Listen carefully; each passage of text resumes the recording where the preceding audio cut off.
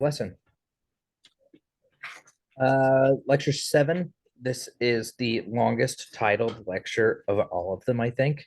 This is lecture 7, Molecular and Cellular Organization of Magical Concepts, part 5, continuation of transport of substances through cell membranes and start of membrane potentials and action potentials. Bruh. Jump right into the material here. Among the substances that are transported by primary active transport are sodium, potassium, calcium, hydrogen, chloride, and a few other ions. The active transport mechanism that has been studied in greatest detail is the sodium-potassium pump, a transporter that pumps sodium ions outward through the cell membrane of all cells and at the same time pumps potassium ions from the outside to the inside.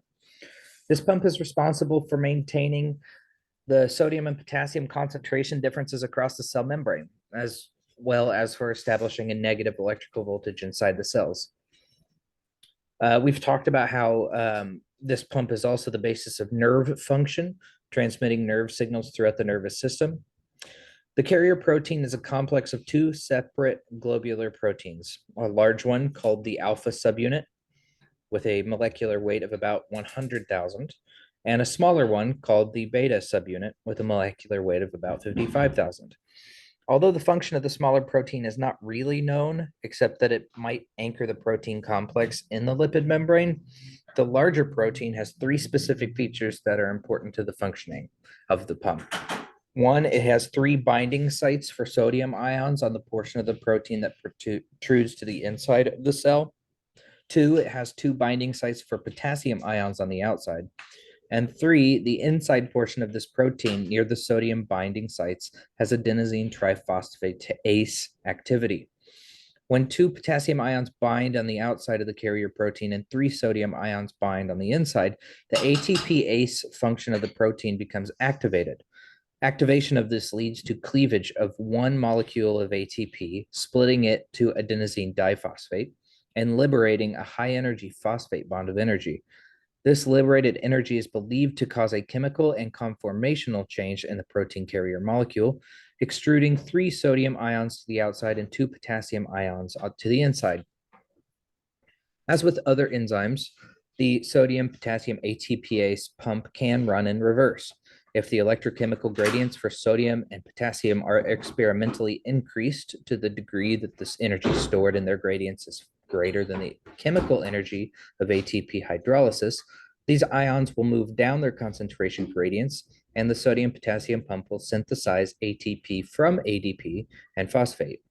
The phosphorylated form of the sodium-potassium pump, therefore, can either donate its phosphate to ADP to produce ATP or use the energy to change its conformation and pump sodium out of the cell and potassium into the cell. The relative concentrations of ATP, ADP, and phosphate, as well as the electrochemical gradients for sodium and potassium, determine the direction of the enzyme reaction.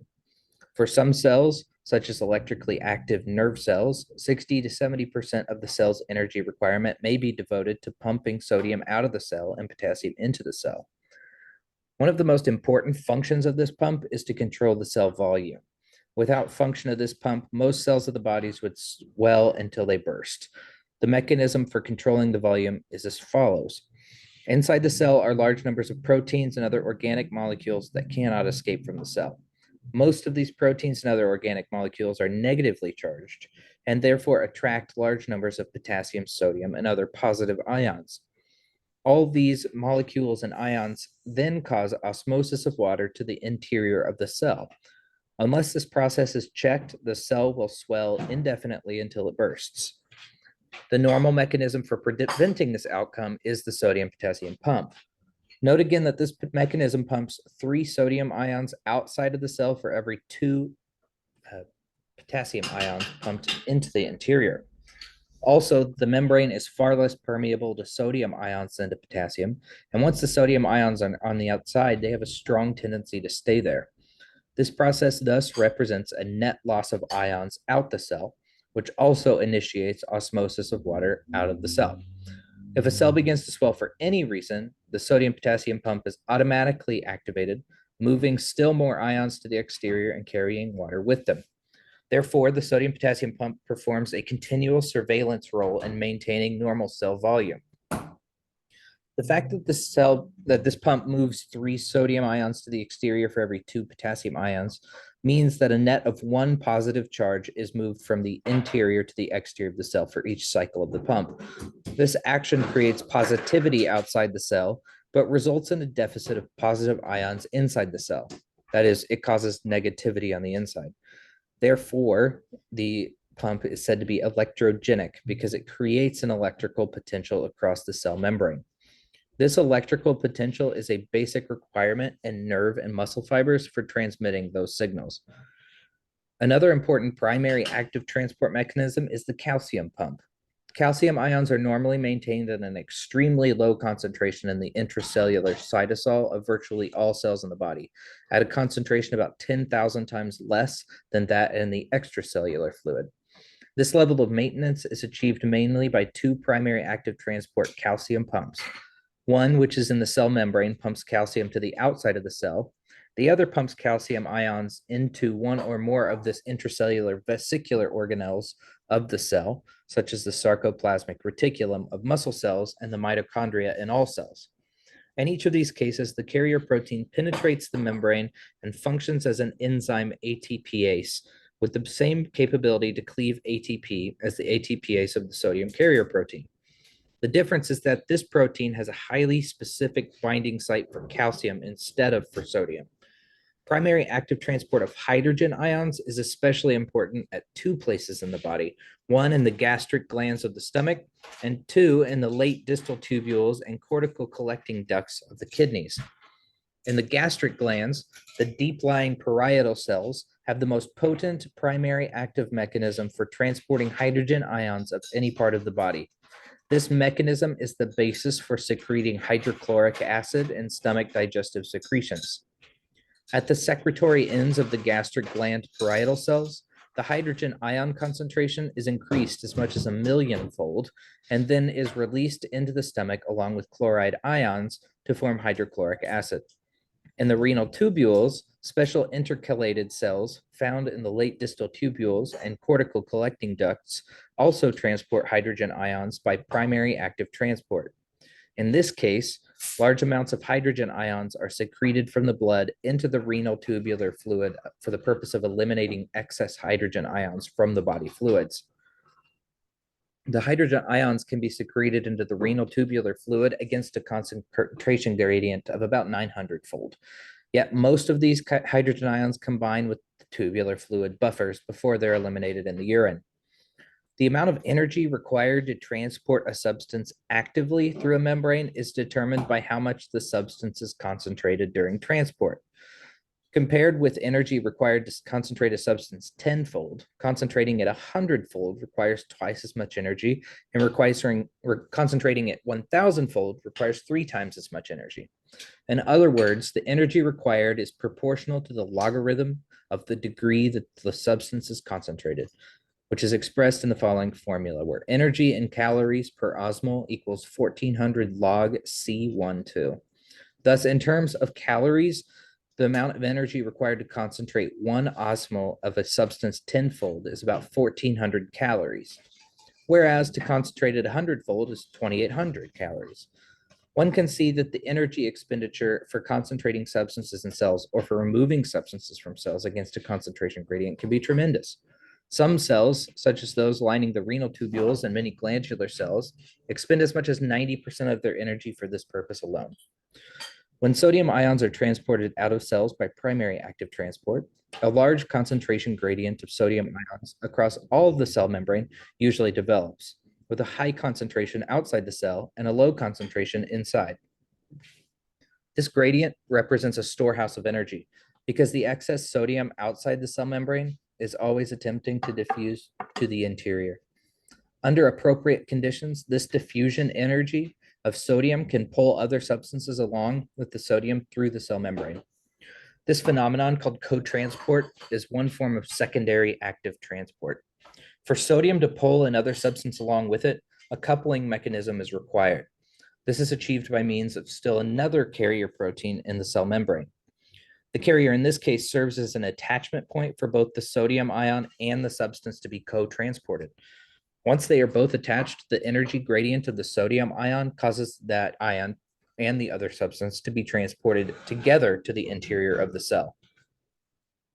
In countertransport, sodium ions again attempt to diffuse to the interior of the cell because of their large concentration gradient. However, this time the substance to be transported is on the inside of the cell and is transported to the outside. Therefore, the sodium ion binds to the carrier protein where it projects to the exterior surface of the membrane, and the substance to be countertransported binds to the interior portion of the carrier protein. Once both have become bound, a conformational change occurs and energy released by the action of the sodium ion moving to the interior causes the other substance to move to the exterior. Glucose and many amino acids are transported into most cells against large concentration gradients. The mechanism of this action is entirely by cotransport. Note that the transport carrier protein has two binding sites on its exterior side, one for sodium and one for glucose. Also, the concentration of sodium ions is high on the outside and low on the inside, which provides energy for the transport. A special property of the transport protein is that a conformational change to allow sodium movement to the interior will not occur until a glucose molecule also attaches. When they both become attached, the conformational change takes place, and the sodium and glucose are transported to the inside of the cell at the same time. Hence, this is a sodium-glucose cotransporter. Sodium-glucose cotransporters are especially important for transporting glucose across renal and intestinal epithelial cells. Sodium cotransport of amino acids occurs in the same manner as for glucose, except that it uses a different set of transport proteins. At least 5 amino acid transport proteins have been identified, each of which is responsible for transporting one subset of amino acids with specific molecular characteristics. Sodium cotransport of glucose and amino acids occurs especially through the epithelial cells of the intestinal tract and the renal tubules of the kidneys to promote absorption of these substances into the blood. This process will be discussed later on, but other important co-transport mechanisms in at least some cells include co-transport of potassium, chloride, bicarbonate, phosphate, iodine, iron, and urate ions. Two especially important countertransporters transport in the direction opposite to the primary ion are called calcium countertransport and sodium hydrogen countertransport. Sodium calcium occurs throughout all or almost all cell membranes, with sodium ions moving to the interior and calcium ions to the exterior. Both are bound to the same transport protein in a countertransport mode. This mechanism is in addition to the primary active transport of calcium that occurs in some cells. Sodium hydrogen occurs in several tissues. An especially important example is in the proximal tubules of the kidneys, where sodium ions move from the lumen of the tubule to the interior of the tubular cell, and hydrogen ions are countertransported into the tubule lumen. As a mechanism for concentrating hydrogen ions, countertransport is not nearly as powerful as the primary active transport of hydrogen ions that occurs in the more distal renal tubules, but it can transport extremely large numbers of hydrogen ions, thus making it a key to hydrogen ion control in the body fluids. At many places in the body, substances must be transported all the way through a cellular sheet instead of simply through the cell membrane. Transport of this type occurs in the following: the intestinal epithelium, epithelium of the renal tubules, epithelium of all exocrine glands, epithelium of the gallbladder, and membrane of the choroid plexus of the brain, along with some other membranes. The basic mechanism for transport of a substance through a cellular sheet is that first, active transport through the cell membrane on one side of the transporting cells in the sheet, and then second, either simple diffusion or facilitated diffusion through the membrane on the opposite side of the cell. The epithelial cells of the intestines, gallbladder, and some other places are connected together tightly at the luminal pole by means of junctions. The brush border on the luminal surfaces of the cells is permeable to both sodium ions and water. Therefore, sodium and water diffuse readily from the lumen into the interior of the cell. Then, at the basal and lateral membranes of these cells, sodium ions are actively transported into the extracellular fluid of the surrounding connective tissue and blood vessels. This action creates a high sodium ion concentration gradient across those membranes, which in turn causes osmosis of water. Thus, active transport of sodium ions to the basolateral sides of epithelial cells results in the transport not only of the sodium ions, but also of water.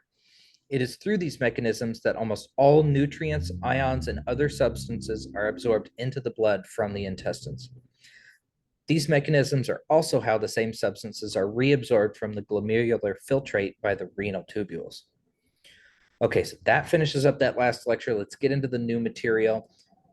I know that those of you who are here strictly for learning magic are probably cross with me thinking I forgot all about it. Not at all. You'll be pleased to know that the nervous and magic systems are closely related, extremely closely related.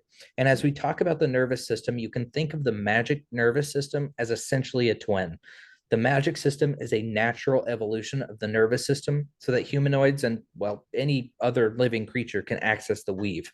So as we continue with the following lessons, keep that in the back of your mind, that what I'm talking about with the nervous system applies exactly to the magical system.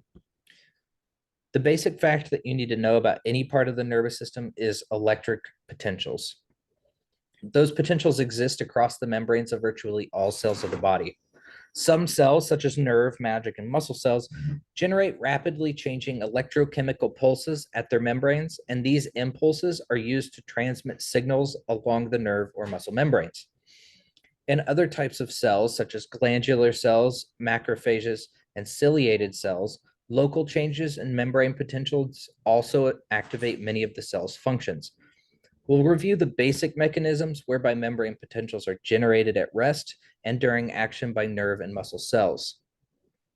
The potassium concentration is great inside a nerve fiber membrane, but very low outside the membrane. Let us assume that the membrane in this case is permeable to the potassium ions, but not to any other ions. Because of the large potassium concentration gradient from the inside toward the outside, there's a strong tendency for potassium ions to diffuse outward through the membrane. As they do so, they carry positive electrical charges to the outside, thus creating electropositivity outside the membrane and electronegativity inside the membrane because of negative anions that remain behind and do not diffuse outward with the potassium. Within about 1 millisecond, the potential difference between the inside and outside, called the diffusion potential, becomes great enough to block further net potassium diffusion to the exterior, despite the high potassium ion concentration gradient. In the normal humanoid nerve fiber, the potential difference is about 94 millivolts, with negativity inside the fiber membrane. Cells that are full of sodium ions are also positively charged.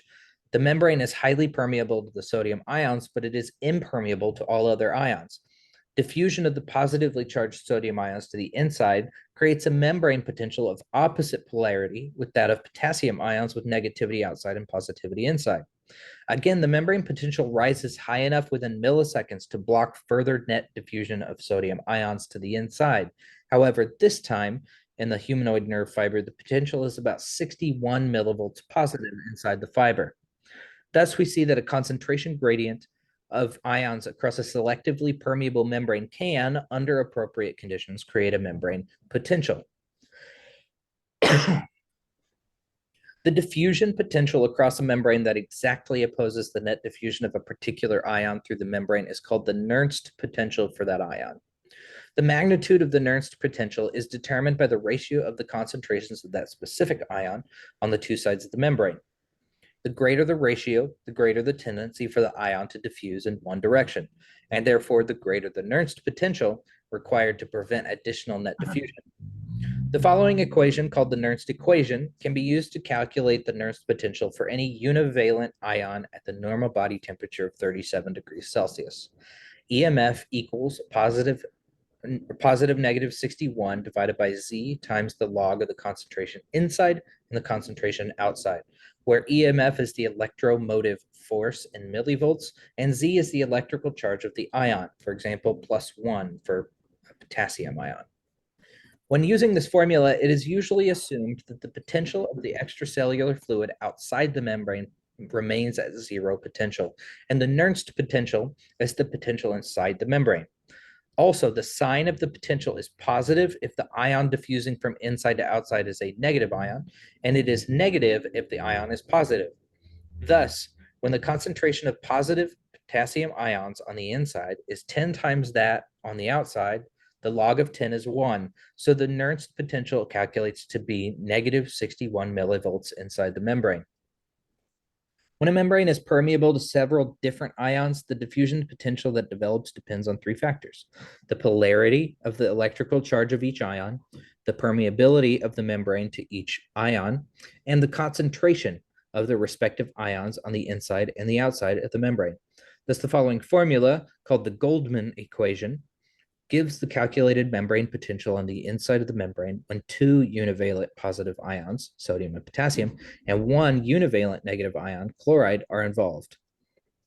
Several key points become evident from the Goldman equation. First, sodium, potassium, and chloride ions are the most important involved in the development of membrane potentials in nerve, magic, and muscle fibers, as well as in the neuronal cells. The concentration gradient of each of these ions across the membrane helps determine the voltage of the membrane potential. Second, the quantitative importance of each of these ions in determining the voltage is proportional to the membrane permeability for that particular ion. If the membrane has zero permeability to sodium and chloride ions, the membrane potential becomes entirely dominated by the concentration gradient of potassium ions alone, and the resulting potential will be equal to the Nernst potential for potassium. The same holds true for each of the other two ions if the membrane should become selectively permeable for either one of them alone. Third, a positive ion concentration gradient from inside the membrane to the outside causes electronegativity inside the membrane. The reason for this phenomenon is that excess positive ions diffuse to the outside when their concentration is higher inside than outside the membrane. This diffusion carries positive charges to the outside, but leaves the non-diffusible negative anions on the inside, thus creating electronegativity on the inside. The opposite effect occurs when there is a gradient for a negative ion. That is, a chloride ion gradient from the outside to the inside causes negativity inside the cell because excess negatively charged chloride ions diffuse to the inside while leaving the non-diffusible positive ions on the outside. Fourth, as we'll talk about a little bit later, the permeability of the sodium and potassium channels undergoes rapid changes during transmission of a nerve impulse, whereas the permeability of the chloride channels does not change greatly during this process. Therefore, rapid changes in sodium and potassium permeability are primarily responsible for magical signal transmission in neurons and magical potentials. In some cells, such as the cardiac pacemaker cells, the membrane potential is continuously changing, and the cells are never resting. In many other cells, even excitable cells, there is a quiescent period in which the resting membrane potential can be measured. This is the basis for why it is nearly impossible to cast more than a single spell at the same time. The membrane potential is obviously very dynamic in excitable cells, such as neurons, in which action potentials occur. However, even in non-excitable cells, the membrane potential or the voltage also changes in response to various stimuli, which alter activities for the various ion transporters, ion channels, and membrane permeability for sodium, potassium, calcium, and chloride ions. The resting membrane potential, therefore, is only a brief transient state for many cells.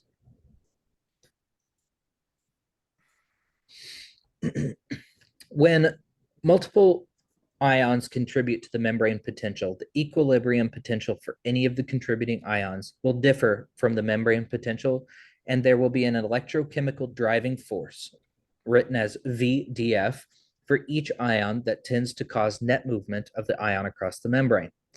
The driving force is equal to the difference between the membrane potential, Vm, and the equilibrium potential of the ion, VEQ. Thus, VDF equals Vm minus VEQ. The arithmetic sign of VDF, positive or negative, and the valence of the cation or anion, can be used to predict the direction of ion flow across the membrane, in or out of the cell. For cations such as sodium and potassium, a positive VDF predicts ion movement out of the cell down its electrochemical gradient, and a negative VDF predicts ion movements into the cell. For anions such as chloride, a positive VDF predicts ion movement into the cell, and negative VDF predicts ion movement into. When Vm equals VEQ, there is no net movement of the ion into or out of the cell.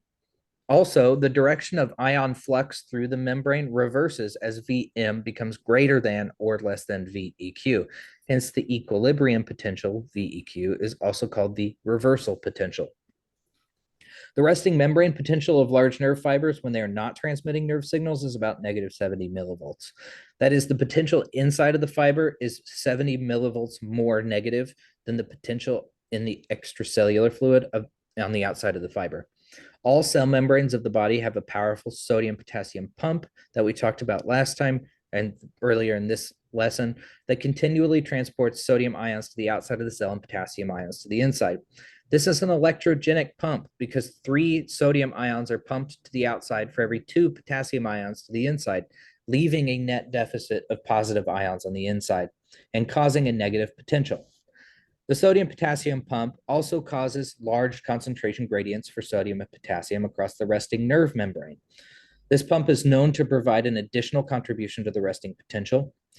This pumping of more sodium ions to the outside than the potassium being pumped inside causes a continual loss of positive charges from inside the membrane, creating an additional degree of negativity on the inside, beyond that which can be accounted for by diffusion alone. The diffusion potentials alone caused by sodium and potassium diffusion will give a membrane potential of around negative 86 millivolts, with almost all of this being determined by potassium diffusion. An additional negative 4 is then contributed to the membrane potential by the continuously acting electrogenic sodium potassium pump, and there is some contribution of chloride ions. Nerve imagic signals are transmitted by action potentials, which is rapid changes in the membrane potential that spread rapidly along the fiber membrane. Each action potential begins with a sudden change from the normal resting negative membrane potential to a positive potential and ends with an almost equally rapid change back to the negative potential. To conduct the signal, the action potential moves along the nerve fiber until it comes to the fiber's end. The resting stage is the resting membrane potential before the action potential begins. The membrane is said to be polarized during this stage because of the negative 70 millivolt negative membrane potential that is present. In the depolarization stage, the membrane suddenly becomes permeable to sodium ions, allowing rapid diffusion of positively charged sodium ions to the interior of the axon. The normal polarized state of negative 70 is immediately neutralized by the inflowing, with the potential rising rapidly in the positive direction. This process is called depolarization. In large nerve fibers, the great excess of positive sodium ions moving to the inside causes the membrane potential to actually overshoot beyond the 0 level and to become somewhat positive. In some smaller fibers, as well as in many central nervous system neurons, the potentially merely approaches the 0 level and does not overshoot. But within a few 10,000ths of a second after the membrane becomes highly permeable to sodium ions, the sodium channels begin to close and the potassium channels open to a greater degree than normal. Then rapid diffusion of potassium ions to the exterior reestablishes the normal negative resting membrane potential, which is called repolarization of the membrane.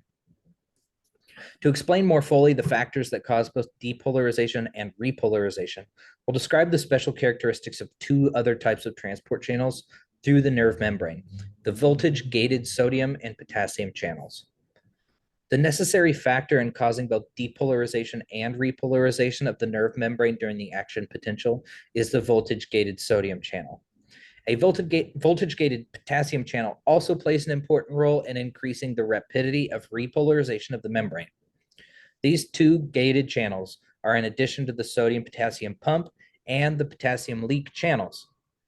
This channel has 2 gates, one near the outside called the activation gate and another near the inside called the inactivation gate.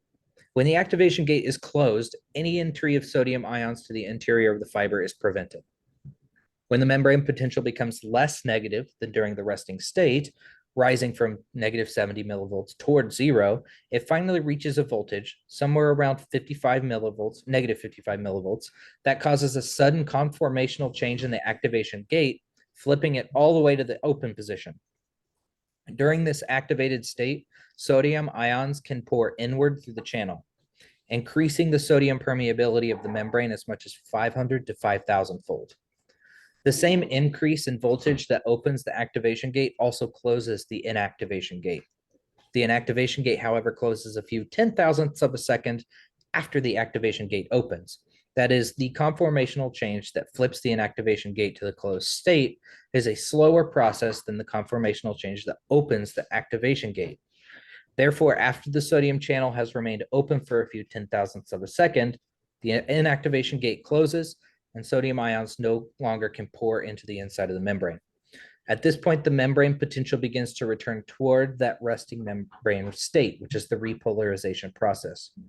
Another important characteristic of the sodium channel inactivation process is that the inactivation gate will not reopen until the membrane potential returns to or near the original resting membrane potential level. Therefore, it's not usually possible for the sodium channels to open again without first repolarizing the nerve fiber. During the resting state of the potassium channel, the gate of the potassium channel is closed and potassium ions are prevented from passing through this channel to the exterior. When the membrane potential rises from negative 70 millivolts towards zero, this voltage change causes a conformational opening of the gate and allows increased potassium diffusion outward through the channel. However, because of this slight delay in opening of the potassium channels, they open for the most part at about the same time that the sodium channels are beginning to close because of inactivation. Thus, the decrease in sodium entry to the cell and the simultaneous increase in potassium exit will speed up the repolarization process, leading to full recovery of the resting membrane potential within another few 10,000ths of a second. All right, we're going to stop our lecture from there for today. We'll continue on with membrane potentials and action potentials next time, and we'll start on some organization of the nervous system, basic functions of synapses, and neurotransmitters. You guys have a good day. This is going to be part 3 of the Old Wolf Inn. We left off at a point, and that point, literally everything just went out of my head. Every single thing. Oh, you guys were upstairs and you were talking about your plan on how you were going to root out the murderer. Not by doing any investigation, not by process of elimination, trickery. Classic D&D shenanigan. So it was decided that Dell was going to pretend that he was able to raise dead. Well, at least speak with dead. And that the rest of the party was going to play this up and that he was going to charge it overnight. First thing in the morning, speak into the dead. And the dead is going to tell us who killed him. We left off with just talking about the plan. We hadn't actually enacted anything into it. Other things of note, everybody got to take a look at the body. There was some playing the two soldiers against each other, kind of talking about how to Kara about how John thinks Kara's the one that did it, and talking to John about how Kara thinks that John did it. Or actually, no, it didn't play out that way because Dell told John that they think that Kara did it. So everybody thought Kara did it, or at least that's what they told everybody, is that Kara did it, and they all got mixed reviews on that decision. So everybody is just finishing up dinner. Everybody had the rabbit stew, which is the meat that Vitra had brought in. Let's see, who else was in that room at that time? We got Hugo von Silverton ordered a glass of red wine to go with his meal. Kyle Thraliv is drinking his 5th ale for the night. John has quit drinking. He's sticking with water now that he finished Jera's ale. Kara doesn't drink. Vitra is hanging out there kind of twiddling her thumbs because she was told she's not supposed to leave, but like she doesn't actually stay there, so just gonna eat, I guess. She's kind of stuck. Enoch is eating, and his bird also has a small plate that it has picked through. And then Inga, of course, is busy going around making sure everybody's doing okay, but she also has a plate of food hidden behind the bar that she comes back and snacks on every once in a while. Your plates are still in the kitchen. She saw that you guys had gone upstairs. She didn't want to serve them, kept them under the warmer until you guys could come down. And scene. Okay, so we're for sure set on this speak with dead plan. It's genius. True. I'm glad I came up with it. Good work, team.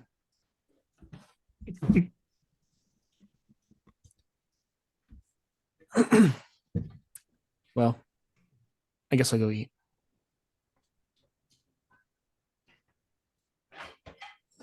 All right. How are we gonna nonchalantly bring it up?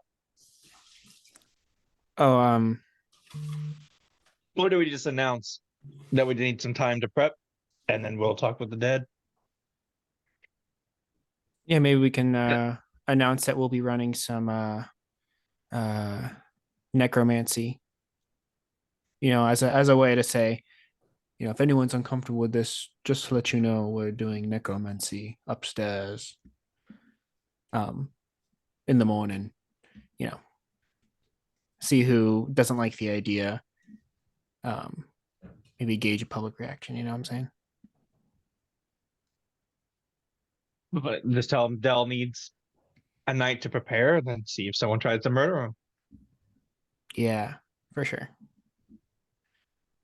Maybe we'll also maybe we can get some drinks under within our tummies, and then let it slip what room Dell will be staying in, and how he likes to keep the window open at night. The guy does get hot a lot. Yes, he's very hot. I mean, he does get hot. All right. So everybody's down Foolproof. eating dinner. Yeah.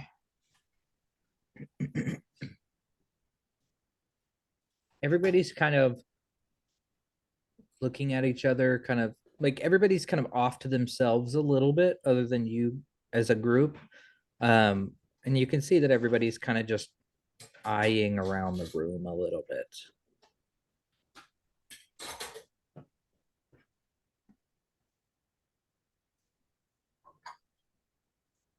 So, good soup. Thank you. Yeah, it's never had. No, I've had squirrel before. Rabbit, whatever this is, I forgot already. A small rodent, either way, but rabbit it is. Please don't use the word rodent when describing your food. Some people might not be super on board with all rodents. I'm fine with it, but you know. I apologize for my language. Oh no, it's just like a you know, businessman to businesswoman, you know. Like you say rodent, I think rat. So, you know. Do you own a restaurant too? No, but I'm not a businessman. I don't know why I told you that. I'm really sorry. I'm confused, but I accept your apology. Good soup. Thank you. I'm really glad it's just me and you talking right now. It would be a real shame if it was anybody else. I'm gonna go back to the kitchen. Okay.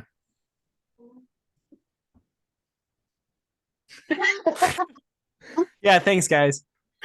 Into the awkward silence, Billy's gonna he's gonna finish and be like, okay, so a guy walks into a tavern with a lizard on his arm, and he goes up to the tavern keeper, and the tavern keeper says, wow, that's really cool. I've never seen anyone with a pet lizard before. What's its name? And the guy responds, his name's Tiny. And the guy goes, I mean, it's not really a tiny lizard. The thing's pretty big. Why do you call it tiny? The guy looks at him, looks at the lizard, and goes, because he's minute.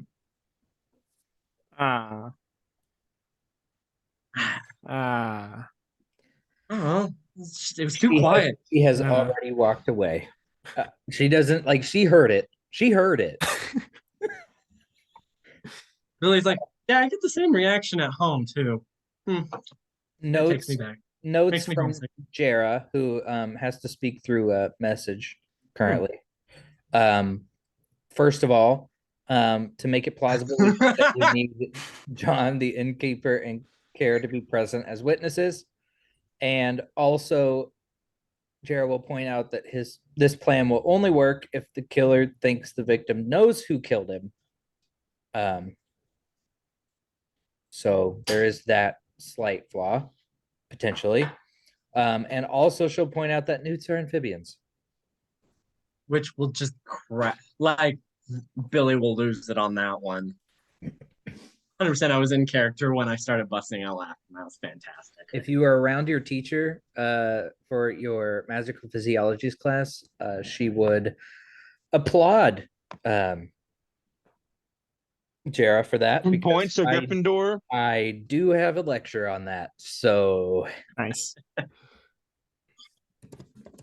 Billy will 100% tell that joke at the end of that class.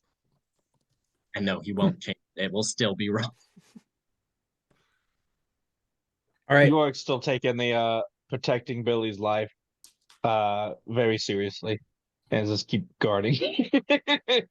Dell Billy has at some shoveled point is through. like, definitely leans over to York and is like, so you guys were gone for a while. Did you discover anything up there? Because remember, Billy stayed downstairs and talked to the innkeeper. So he does not know about the plan for the speak to the dead plan. He's just using the dark. Which is why I wasn't contributing. I don't know. But I mean, York could be seeing this at normal volume, so he's not trying to hide it. But he's like, yeah, we're gonna be announcing to like everyone, we got a plan. Dell's gonna speak to the dead and just like, hey, who killed you? And then tell us, and then we'll know, and then we'll apprehend the dude. Well, I think there was a bit more to it than that. I rolled high enough Yeah, that but- Billy won't say anything. And we'll just basically be like, why didn't we should have started with that instead of all this asking people. That would have saved us a lot of time. We could have got some It's frog funny. I leaves said and the been out same of here. thing. Yeah. Oh, frog leaves. By the way, we might just ask Inga. She's got a jar of frog leaves next to some dwarven poison. So we might ask her before we head out. Wait, she So what? has dwarven poison? I mean, she's got dwarvish labeled herbs that could be used for poison. So, yes. Just as a side note. And he has said that quietly enough that it's just like he's trying to convey that information to the party casually, like he's trying to be cool about it. Definitely old man cool. Like, Do you know what kind of effects these poisons, these particular ones, have? Do they match the symptoms observed? John. I knew the names of them. Do you want me to roll something? Do you know the abilities What? of the poisons that you saw there? Survival, medicine. Let's Nature. do a. I'll give you. Are you taking botany? No, I don't believe I am. Okay. In that case, you'll need to do a medicine or survival check. Actually, Archie, did I remember the names? I mean, I just saw them and I knew the names enough to know they were dwarven poisons. You, as the DM, didn't tell me as the player, but Billy would probably know. And I think he would be smart enough to be like, I'm not currently in this class, and I'm also not part of the weird botany group, but he would tell Dell and Archie. Yeah, he would definitely like whisper the names that would be like, I have no idea what these do. These were the names of them. I knew they were poisons for some reason, but I don't know anything beyond that, like what they do. I heard a list of all the poisons once. I was told to stay away from them. I was told they were bad. I don't know why, it's just something you hear in your youth, you internalize, and you never really question it until someone says, well, why is that? And you go, well, shoot, why is that? It makes you question your whole worldview. It's one And of when those. you say they're dwarven poisons, does that mean they're only poisonous to dwarves? Well, no. They were poisons with dwarvish labels. Oh, The dwarven Because she's a dwarf. dwarvenly labeled. Yeah, like it wasn't meant to be like only. I mean, maybe it is. I don't know.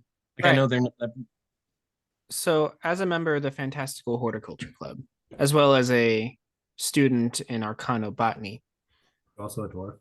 also as a dwarf, Those are your advantage. dwarven poisons.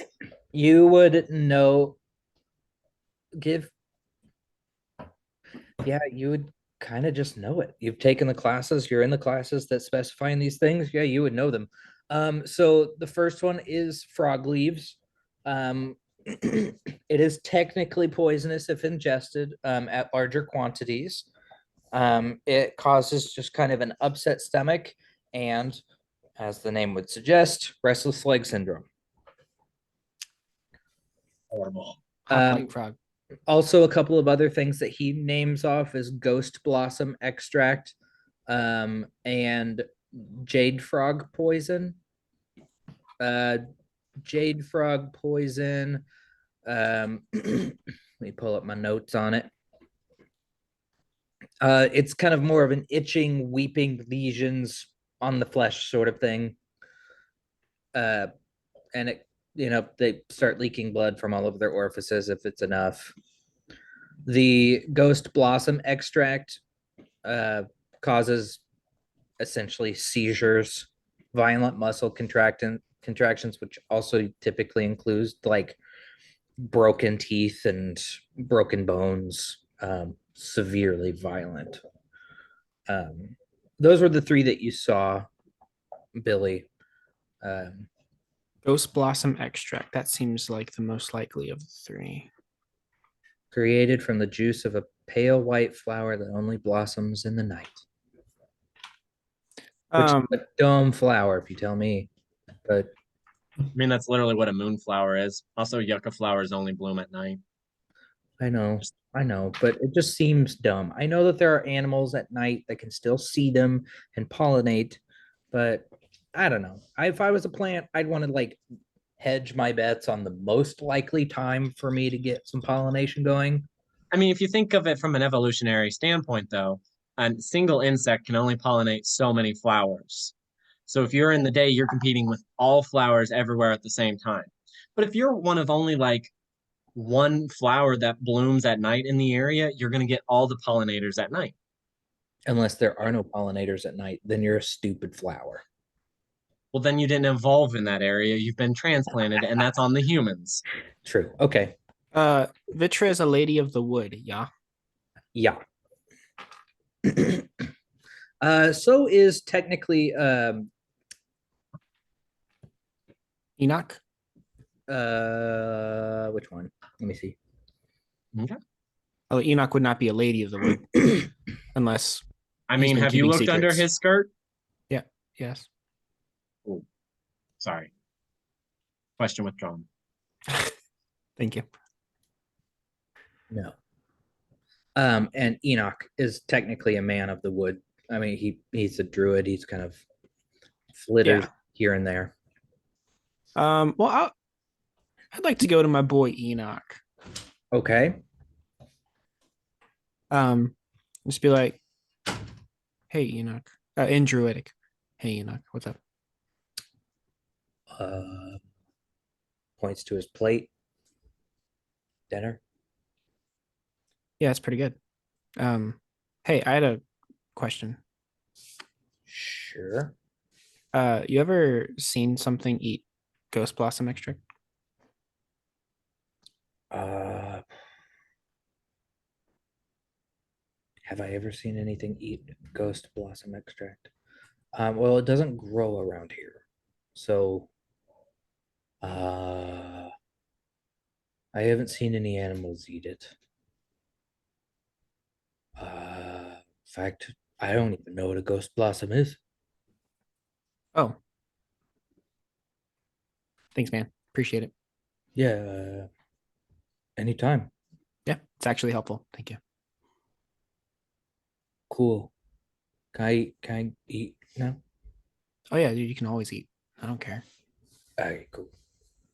Stop watching me eat. I'm sorry. Hey, Billy and York and Jera.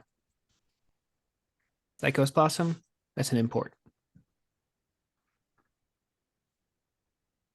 Okay. It's an import. What's well, what's why do we care about Ghost Blossom? Well, it can cause seizures. Yeah, I never told you guys that. It can cause seizures, which sounds, I mean, seizures for frothing at the mouth sometimes go together, from what I remember.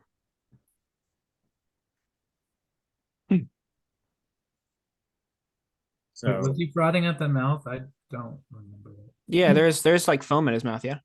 Yes. Still, I will note for Archie that the seizure activity is violent. Oh, it's like a full-on grand mal kind of. Like grandma, like muscles contracting so hard it's snapping bone. Like Oh, violent. okay. I was thinking like some, classic seizures. You guys know what I'm talking about, right? I once Yeah, had a patient classic. seize, and I was helping him to his bed, and the patient seized while I was helping him to his bed, and his seizure movement was just to bear hug me as tight as possible, and we both fell onto the bed while I was screaming for help because I couldn't get out. The man was huge and he was so strong. It was funny after the fact. In the moment, I was like, "This is how I die." Being hugged to by a seizing man. Gay.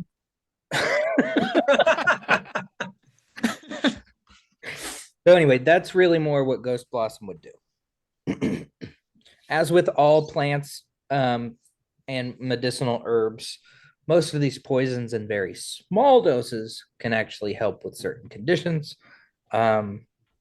Because you're in like the Fantastical Horticulture Club, you guys typically focus on just the like morbid part.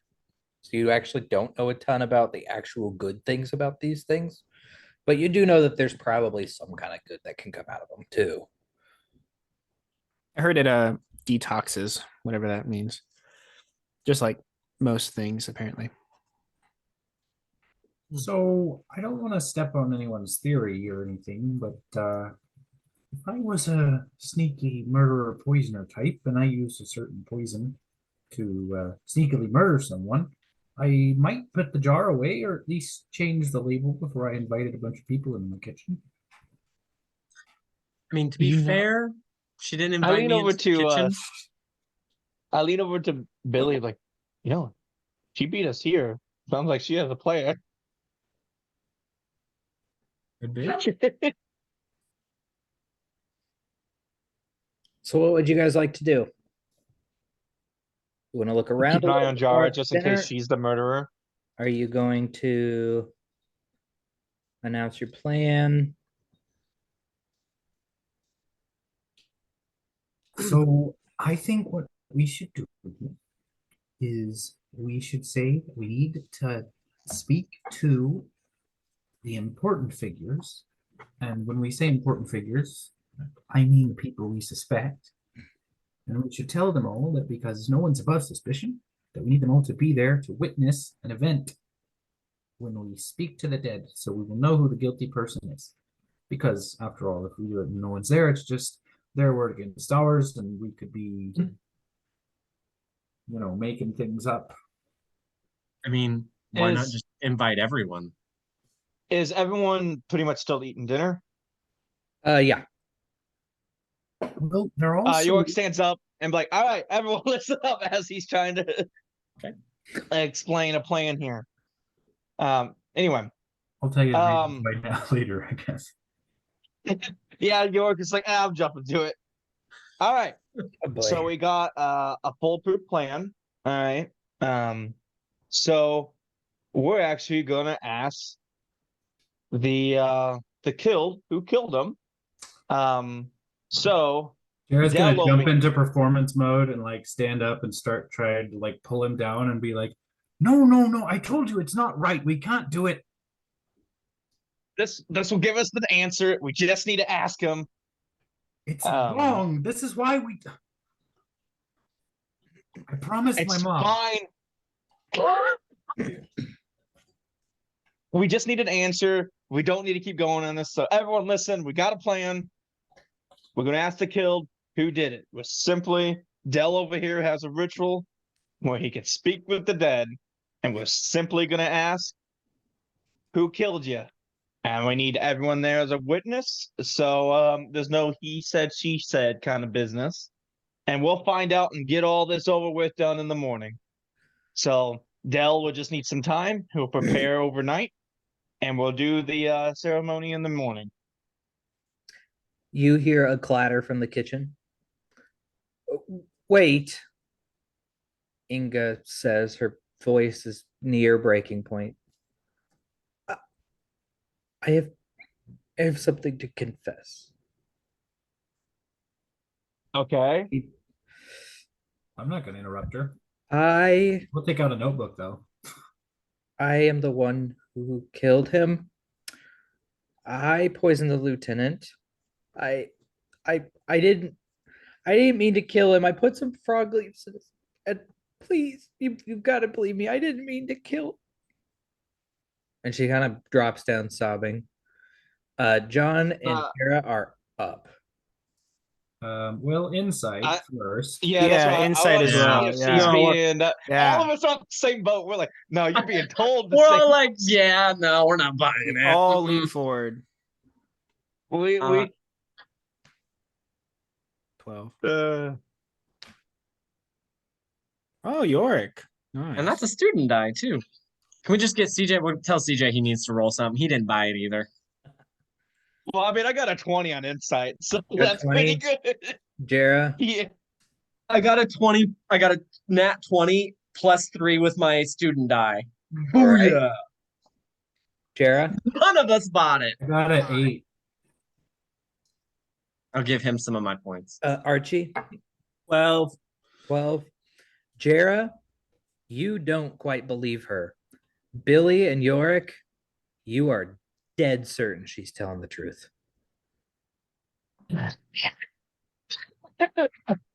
No, that's just way. There is not a glimpse of her being persuaded to say that. Can I quickly do a perception check on everyone else in the room?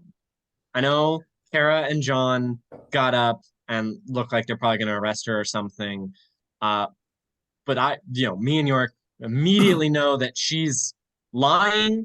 She's covering for someone. Don't buy it. So Billy's going to want to see what everyone else's faces look like generally. Now, your insight does Oh, no. not tell you that she's lying. Your No, insight we tells were you told- that she's telling the truth. Oh, I was going Yep. to say the same. I mean, I'm sure my insight's worse than his, but Sure. Since Jera is suspicious. I still want to see what everyone else's reaction is. Sure. Specifically, Billy. I said this at the end. Billy is starting to think that maybe it's it's a group effort. So specifically, Enoch and Vitra Wow. are the two that he's kind of like the most suspicious of. Sure. So Andrew, you got to open those eyes to see, man. Perception, and what did Jared get? A 3. A 3. Natural 1. Archie and Jera are both sitting at the table built for humans and start to look around and realize they cannot see anything over the table. Oh, no, sorry. I was not natural 1. I was adding to Jera's 3. total that it was a natural 1, not just a 3. How Oh, do you I know it's see. a natural one? It's red. Oh, okay. I thought that was just saying, gosh, you suck. It's a 3. It does say that. But yeah, I guess With my your natural modifier one. is 2, so Yeah, so for sure, Jera absolutely cannot see a thing around her because she's so short. Billy, what'd you get? 13. 13. All right. It's middling. It's not fantastic. You're not like what's that called? What are they called? Micro emotions? a mentalist. Yeah, you're not a mentalist on it. And I got a 23. You got a 23. Okay. He is a Archie, mentalist. Yorick you wants to stand look up. specifically only at Enoch because no one's threw him out the window that he's Sure. fine. So I'm like everyone else got everything else. I'm gonna look only at Enoch special, and I get it's probably gonna be that one. I'm gonna get a 21. Okay. Let's start with Billy and then we'll go to the rest. Billy, you look around the room. You're kind of a little like disorientated where everything is. Inga's behind you. You were turning around to face her when she was saying everything. By the time you turn back around, the soldiers are up and they're moving toward her. And there's kind of just an overall commotion. Very basic emotions that you see across people's faces. Enoch is really just hardcore focused on his food. He's eating his food. Let's see. Hugo is the best word you could probably say is like relieved, I guess you could say would be a best term for that. Of course, there's your group. Vitra looks shock and awe and is also standing up and moving toward her. The two guards, all business moving forward. And then Kyle seems almost indifferent about it all, or maybe even a little bit happy about it. Yorick, since you're focused directly on Enoch, Enoch is honed in on his food, but he's honed in on his food seemingly because he does not want to make eye contact with anybody. Archie, you've got a pretty high roll. Hugo, for sure, definitely seems relieved. Whether that's because of something wrong that he thinks he's gotten away with, or if he's just relieved that this whole thing is over, one or the other. That's kind of how you're feeling about with him. Kyle really doesn't look like he could give less about this whole problem. Vitra is up and moving toward Inga, and you can see that she's already gotten some tears formed in her eyes. With Kara and John, they're both moving, but you were kind of more focused on them when they first stood up. You kind of were just listening to Inga without having to turn all the way around in your seat. With such a high roll, Kara she looks furious. John also looks furious, but his reaction didn't come out for a couple of seconds. He seemed pretty stoic for a minute, kind of looked at what Kara was doing, and then kind of went into this furious mode. Archie will mouth one word to Billy. Conspiracy. Sarah is making her way, between all of the legs and everything to is it Inga? Yes, the owner. The confessor. Yes. And she'll kind of like get in between her and all the bristling people and be like, hold on. She's clearly not meaning any harm to anyone right now. She's gonna say, there, and like give her comforting like pats on the shoulder. Like, John is going to kneel down so that he is eye to eye with you and say, the woman who just poisoned our commander just fed us all dinner. What do you mean she's not a danger to anybody? well, stop eating then. She's spoon feeding you poison down your throat right now. Yorick goes to the bathroom and forces himself to throw up. Billy's gonna lean over to Archie and whisper and be like, "Hey, how much frog leaf do you have to drink in a tea for it to kill you? You know?" You can give me a nature or medicine check with advantage because of the classes you're in. I was doing a con roll to see if I was doing it very loud. It does. I think I got it pretty under control. I'm rolling high on these stupid rolls. That's a 22 on medicine.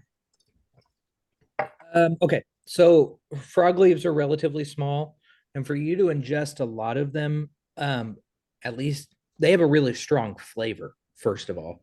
So if you were going to make them into a tea, like it's very bitter, very, very bitter, acrid flavor in your mouth. So, like, first of all, if it was in a tea, you would know something was wrong. And secondly, if it was in a tea, it's going to require quite a bit of frog leaf. Yeah, so a ton of Still frog leaf, somebody. a ton of frog leaf in that one cup, one sip, he would have known and not have died from it, most likely.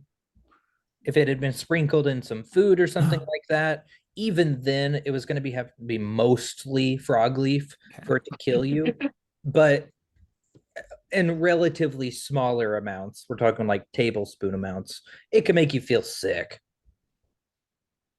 All right, Billy. Frog leaf, bitter, very bitter, strong taste. You need a lot. So he would have known. He wouldn't have drank a whole cup of it, right? Yes, unless he really likes bitter things. Billy's gonna whisper one word. Conspiracy. Anyway, Archie, back at Archie's gonna try to climb up onto the table. Athletic. And then I'm just kidding. okay, good, because I have a -2.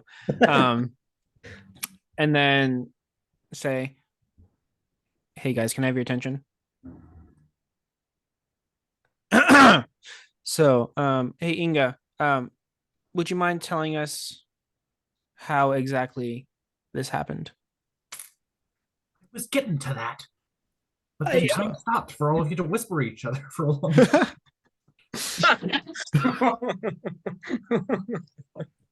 um Inga looks around at everybody, and for the moment, Jera has stopped the forceful pushing forward of the soldiers.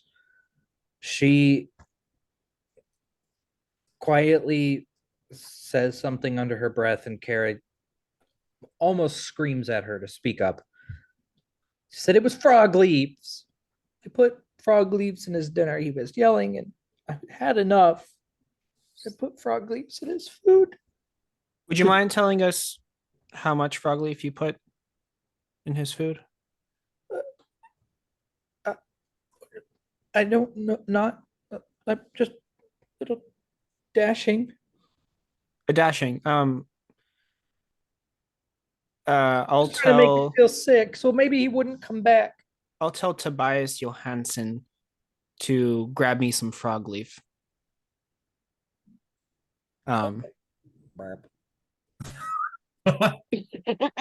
My dear frog, Just 'cause Tobias he's a Johansson, frog. will grab us some frog leaf.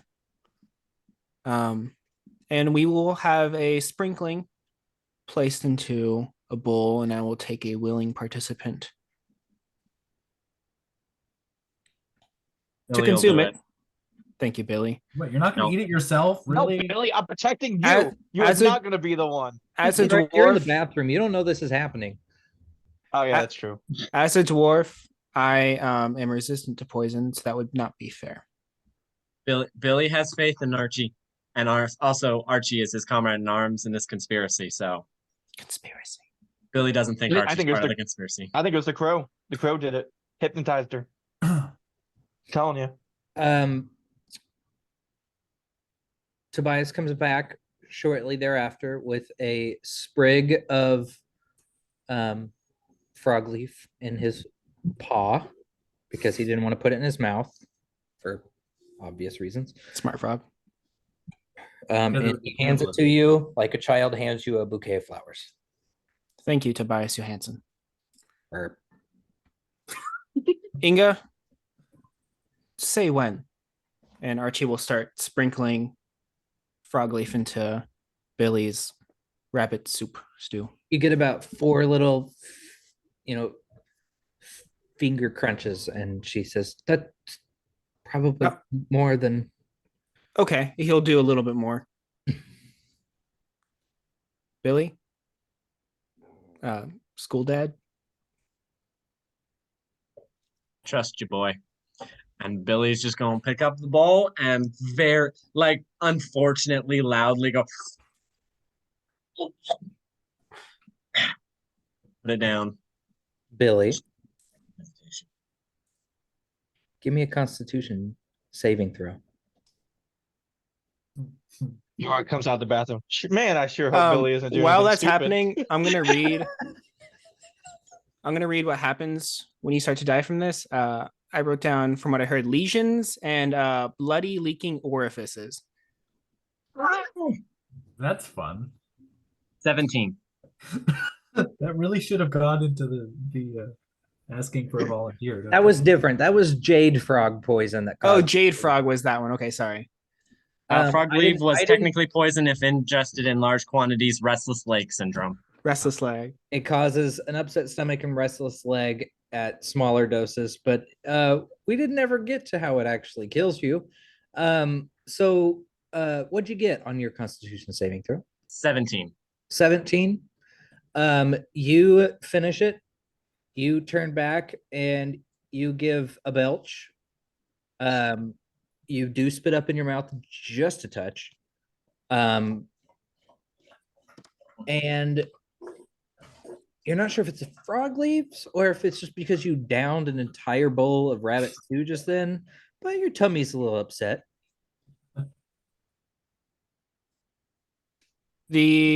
What we saw from the lieutenant was frothing at the mouth, signs of asphyxiation, and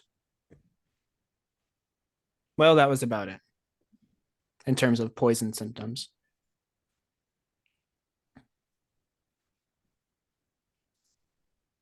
Billy, how's you Inga breathing? is just blubbering in tears because she thinks not only has she just killed this man upstairs, but now she is probably going to die and Billy's going with her. Jera is in comfort mode. She's gonna be like, Inga dear, you did the right thing. Okay, it's everything's gonna be all right. How did the guards react to Jera just being like, it's fine, you didn't do anything wrong? That's It's definitely okay. not what I said. I No, said, did the you right did the right thing. thing. Confess it is what I'm saying.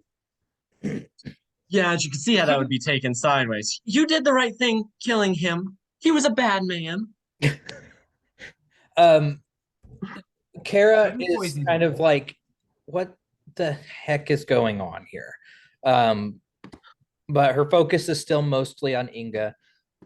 John looks at Billy and Archie and just in anger shouts like, who cares whether or not the poison actually killed him? She still poisoned an officer of Quill Watch, That is correct. still being taken in. That's fine. Okay, But we haven't found the murderer yet. but she's not the one who murdered him. Yeah. What if he had some kind of allergy to it? Who knows? Nonetheless, she poisoned him, he died. That sounds like a case closed to me. Well, no, she poisoned him. He got sick. We don't know who killed him. Am You I seem back yet? awfully.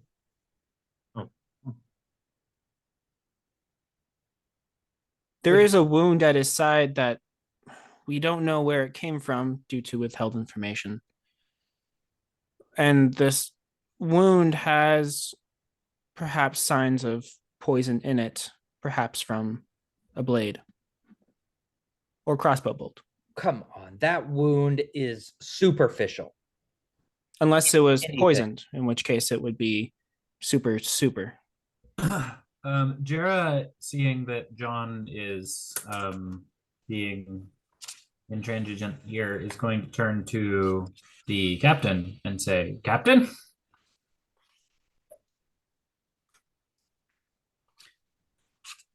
Kara freezes for a minute, kind of as she's thinking. She says, okay, here's what we're gonna do. John kind of pipes up. Yeah, we're gonna take her in for killing our. Just give me a second, John. We're going to going to arrest Inga. It's still storming out.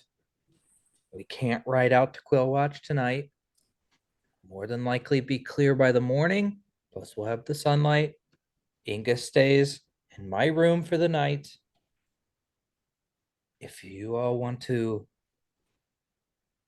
dive deeper through the night, over into the evening, trying to find whatever, fine. But in the morning, we will head out with the expectation that Inga is the murderer. Will you at After- least agree to wait long enough for Dell to finish his spell? Yep. We can still speak with the dearly departed and learn something. Possibly learn who the actual murderer is. Don't you want to capture his If murder? it's done in the morning, after breakfast, if it's over with, sure. But we need to catch as much daylight as we possibly can to get back to Quill Watch. That's fact. I think All right, maybe so Dell During can, breakfast time. Jarrah first, then Yorick. I think maybe Dell can conjure the energy a little faster. Maybe tonight, late. Dell looks around and is like, maybe, maybe not. We'll be there to help you. Sounds like a plan. We can, yes, of course, we can do late tonight. All right. As long as we can be sure that no harm is going to come to any prisoners, I think we'll continue our investigation, if that's all right with you, Captain. That is fine, but I still stand. Inga is to be taken into custody. She did poison a captain or a lieutenant, so Yes. That's true. You shouldn't poison people. So yeah, so that means no one go to room, insert Dell's room number here, as he needs time to prepare. All right. Kara steps around the bar, grabs hold of Inga, and she takes Inga up to her room. John, kind of just hand on weapon, scans around the room with a scowl on his face, and he heads upstairs as well.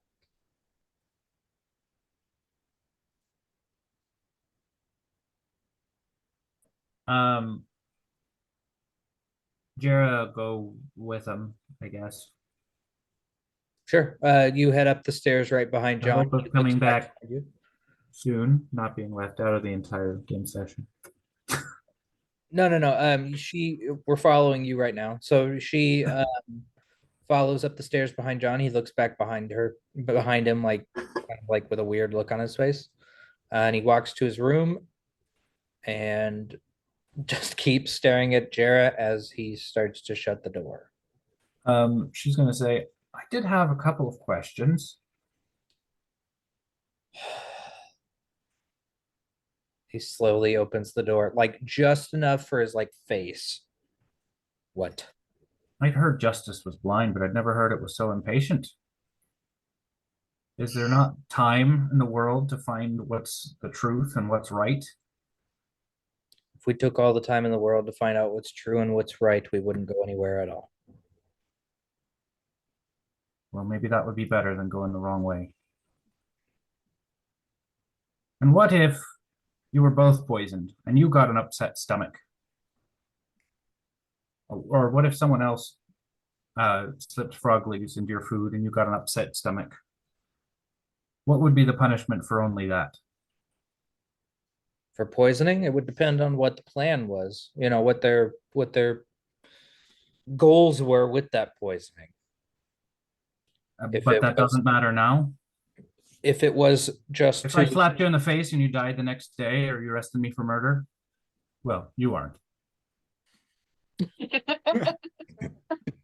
little girl, let me give you a really quick rundown of how Excuse me, that's very racist. No, sorry, go ahead. um, don't really care right now. Um, if you do something with the intent on killing somebody, that is first-degree murder. If you murder them, if you do something with the intent of killing them and you do kill them, first-degree murder. If you do something to someone, like beat them, and they end up dying, but your plan was not to kill them in the first place, that is second-degree murder. If you do something and totally on accident causes somebody to die, is manslaughter. In her case, if she poisoned the captain and her intention was not to kill the captain, but to harm him, that could be classified as second-degree murder. That is what the judge will decide. It could either be manslaughter or murder, depending on how the judge rules it. Either way, she needs to go before a court. If you slap me in the face and I die the next day, that's assault. But unless we can prove that your slap directly caused it, you're more than likely going to get off with, at the very least, a manslaughter charge.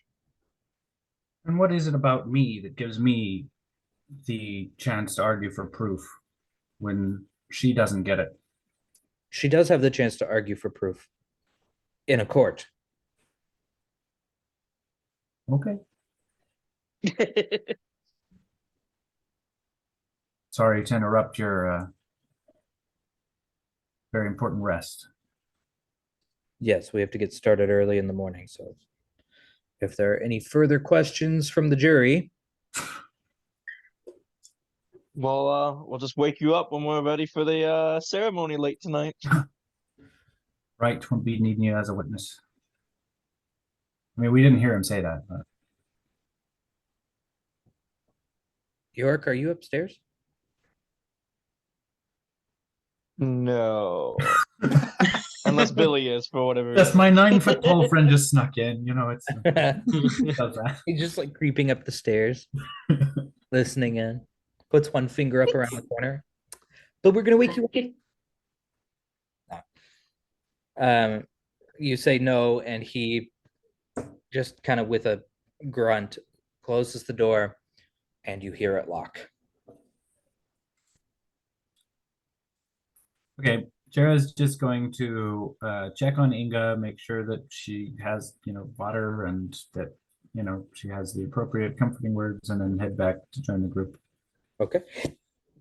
The rest of the group is downstairs. Most people are finishing up their meals. Billy. Billy is going to start helping. I guess he's gonna do. He's not really helping anyone. He's doing it himself. He's gonna start cleaning up and getting Okay. the kitchen situated, like Sure. pulling things down, because obviously Inga's not gonna be doing it, and that's just what Billy would do. Okay. You start picking up plates from everybody. Walk around. Enoch's finished his plates. He just kind of grunts with a thank you. Hugo's finished his, or at least he's picked through everything. He's like, I'm just really not as hungry as I thought I would be. But otherwise, we're doing okay. Thank you. Vitra has just kind of picked through hers. She's not very hungry. And she asks you, do I have to stay? Yes. Probably. At this point, it wouldn't look good if you left. Okay.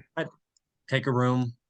There's several up there. I don't think Inga's gonna mind terribly. Well, I could just watch her things. I'll stay in her room for tonight. Let me help you with the kitchen stuff, and she kind of helps you pick up a couple of plates. Thank you. Thank you. Kyle finishes his plate, just kind of grunts at you, and he heads up to his room.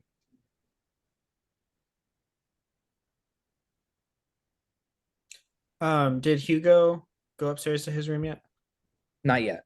I mean, he's like gathering his things, just about to head up, but To go up to Hugo. right.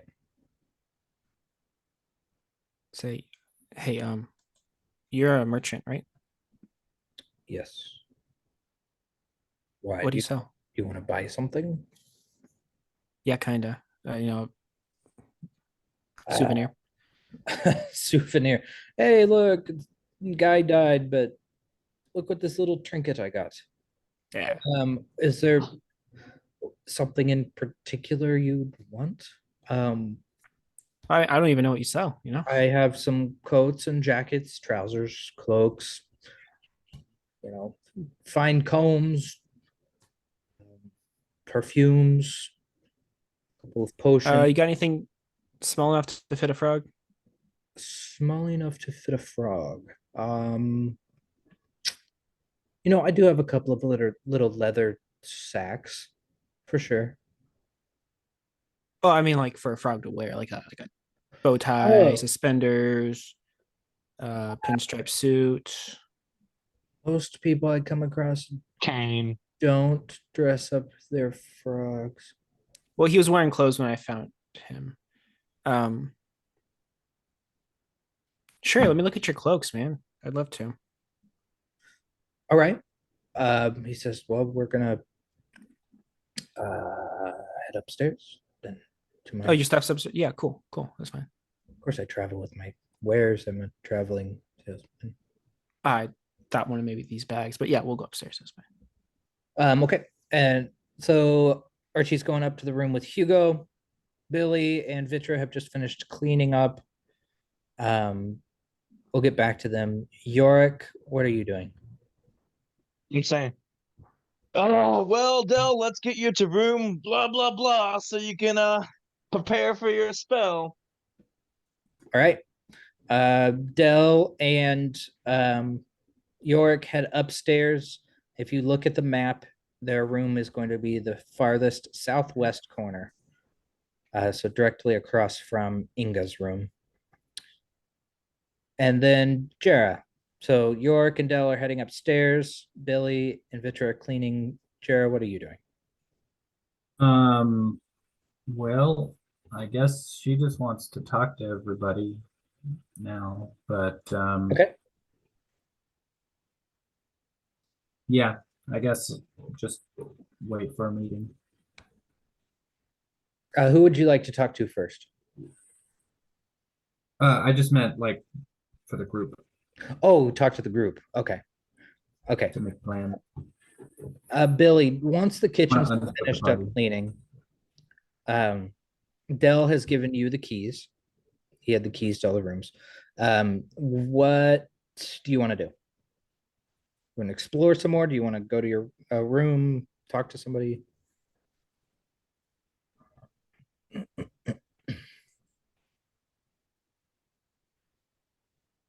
At some point, one of the other characters say you did. At some point, did anyone tell Billy about the window being cracked open? Yes. Okay. And there's a stable out there too, isn't there? Yes. Yeah, in that case, and not necessarily like he's doing it to kind of keep an eye, but also he's trying to close up shop, as it were, and take care of the inn for Inga. Sure.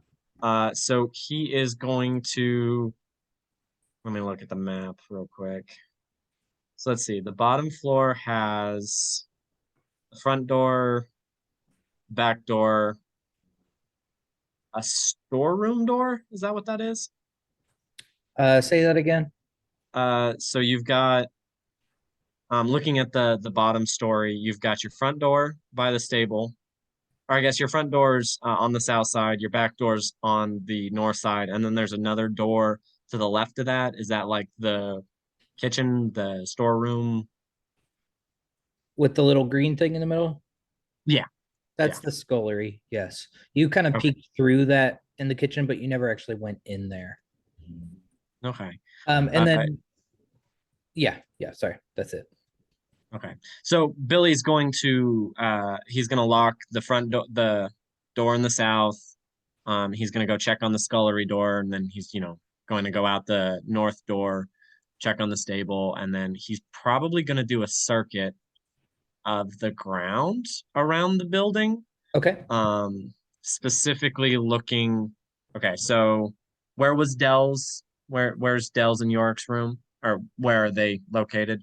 They are upstairs in the southwest room, corner room. Okay, okay. Did they set Yeah. up in the room with the body? No, they did not. Oh. Which is uh very astute observation from you, and I wasn't going to say anything. So Yeah, we Still just come time, back and Jara. someone steals the body. No body to talk to. So basically, Billy is going to lock things down, and he's kind of definitely thinking that if someone might try to sneak out a window and go around, so he's wanting to kind of take a look and keep an eye out for that. sure. All right. It is 8:25. Let's take a short, maybe 10-15 minute break. Let York put his kids to bed and Billy put his kids to bed, and then we will be back. We're back. All the babies are in bed. There's a kitten sleeping on Donald. It's Allie. Billy, let's see. Let's start with Jera. So Jara's down the stairs. She's just looking for everybody. Where'd they all go? I mean, Okay. at first she saw somebody in pain, so she forgot everything else, but now she's trying to find out what the situation is. So you know that Yorick and Dell went upstairs. Archie is following behind Hugo going upstairs, and they probably are passing you right as you're thinking about this. Billy is going around whistling to himself and locking random doors, and Random ones? Just like rolling a die. Ah, okay, you I'm get gonna one. lock not that one. This one though. Eeny, meeny, miny, locked. He has Duck, duck, goose. whistled and has opened the north door to it just blasting the door open from the wind. And with a final little screeching whistle, he puts his rain jacket hood up and walks outside with a lantern. Okay, I feel like if she sees Dell and Yorick walking by, she'll kind of like fall in with that group. Okay. Let's cut to Billy. Billy, you step outside. Wrong map. First off, when you're passing through the scullery, is there anything you want to do in that room? Because you just haven't been in that room before. I don't want to skip over anything if you do. No, I don't think he'd be looking for anything. I mean, I can Okay. roll. I have a passive perception of 13. Do with that what you will, but I don't think he's focused on searching the room. Let me see. Nope, nothing. Okay, so you head out through the front door, the north door. It's not really the front; it's actually the back door. And you head out into a gravel pathway. The building, the actual Old Wolf Inn, is behind you. Directly in front of you is kind of some trees and a pathway that heads off to the northwest. And just to your right is this big old stable. Just past that, there is a sign on the side of the stable that says outhouse, and it is kind of pointing to the left, heading back. And that's that small 5x5 building up in the corner of the map. The wind is loud. Billy's gonna go check on the stable first and make sure that's locked down. Sure. You open the doors. You're probably, I assume, are going to make sure the horses are all doing okay. Yeah, Um, food, water, whatever they need. There are 6 boxes, as you can see on the map, 5 of which are occupied by a large black war horse. There are 2 sturdy brown military horses. There's a very elegant gray horse with a silver mane and a sturdy piebald pony. There's also a storage room for the horse grain toward the back of the room and hay, as well as a tack room for saddles, harnesses, blankets, and other types of equestrian equipment. As you're passing around, you notice in the tack room there's a fine set of empty leather bags. Yeah, that's all you see in there. Billy make sure all the horses have their feet. Yep, everything looks good. You notice that the large war horse and the two military horses are marked with Quillwatch's symbol, just two crossed pickaxes over a dead tree. Um, and as you were kind of walking back out, you hear a thump, like a loud boom from the hayloft.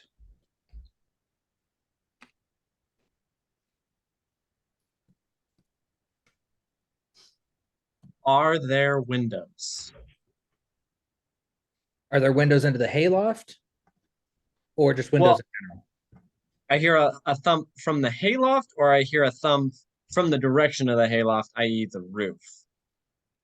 You're inside the building. You hear it pretty much directly over you. Okay.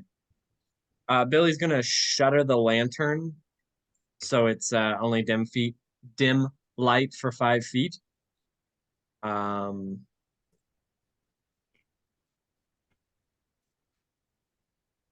Invisibility in the storm ain't gonna be great. It's on the second.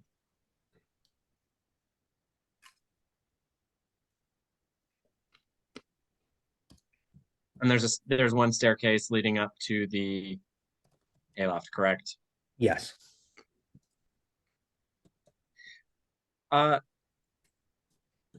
Which one of those stalls was empty? Sorry, boxes, whatever. The one, if you're walking in through those front doors, the one immediately to your left, closest to the doors. Okay. Billy's actually going, yeah. So Billy's going to just put the lantern out altogether. Okay. And he is going to hide himself in that stall. And he's gonna wait because he's thinking someone might be up there and is gonna come down. So he's just gonna kind of wait a little bit and see. Okay. All right, Archie. You head up to Hugo's room. He says, "Come in, make yourself comfortable."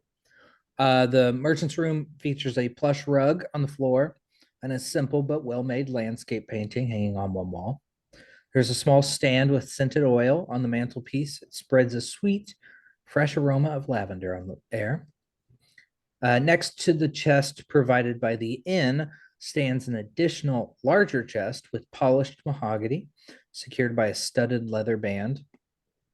There's a desk, fireplace is burning bright and strong. And of course, there's the bed and bedside table. He says, "Please take a seat." And he pulls the desk chair out. And he walks over to the chest.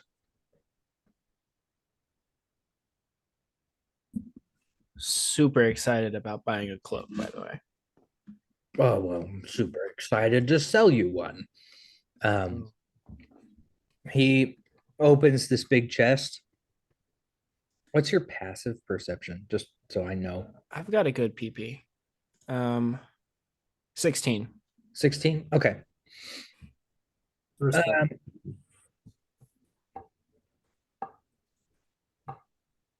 See how I want to do this, how I want to word this. Roll initiative. Yep. No. He opens it up. He pulls out a couple of bags, which jingle, sound like they're probably coins or gems or some of that sort in those bags. And he kind of filters through some things. He pulls out like a little tray that he sets down that is designed to hold potions, or bottles at least. He sets that down off to the side, kind of looks back over you as he pulls out a couple of these articles of clothing. And he pulls out two cloaks. One is kind of a maroon color, and the other one is kind of a dark navy. He says, "Well, of course, as always, I wouldn't be a traveling salesman if I didn't offer just your good old-fashioned cloak. It's in a nice velvety red color beautifully done. The gold linings along the side, impeccable.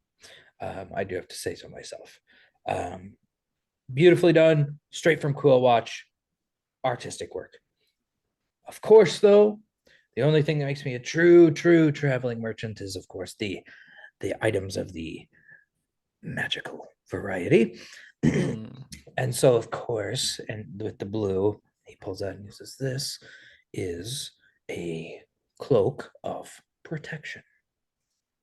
You wear this, things tend to be a little harder to hit you. Oh, that's pretty interesting. That could actually be pretty good. And Archie will, kind of like touch the cloaks. Get a act like he's getting a good feel for him. Just say, now I've got a friend who's a traveling merchant. Maybe you know him. His name is Peter. Peter Thompson.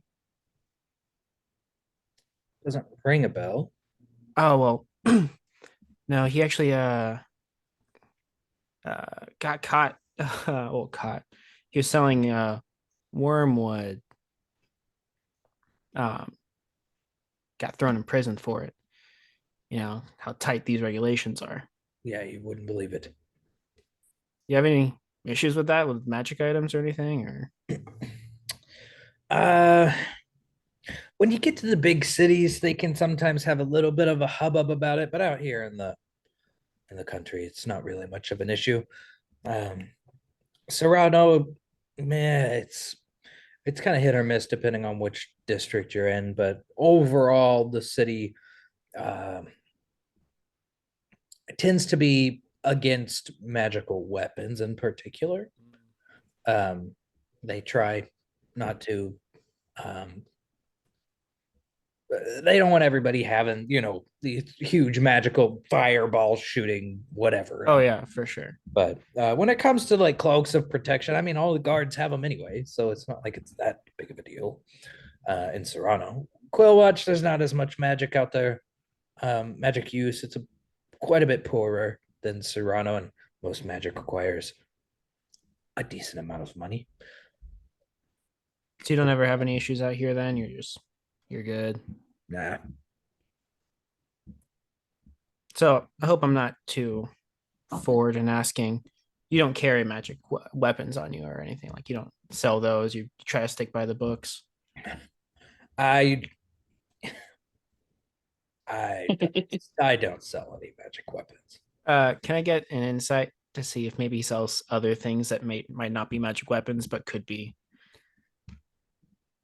illicit? Sure. Yeah, I want to get a vibe check.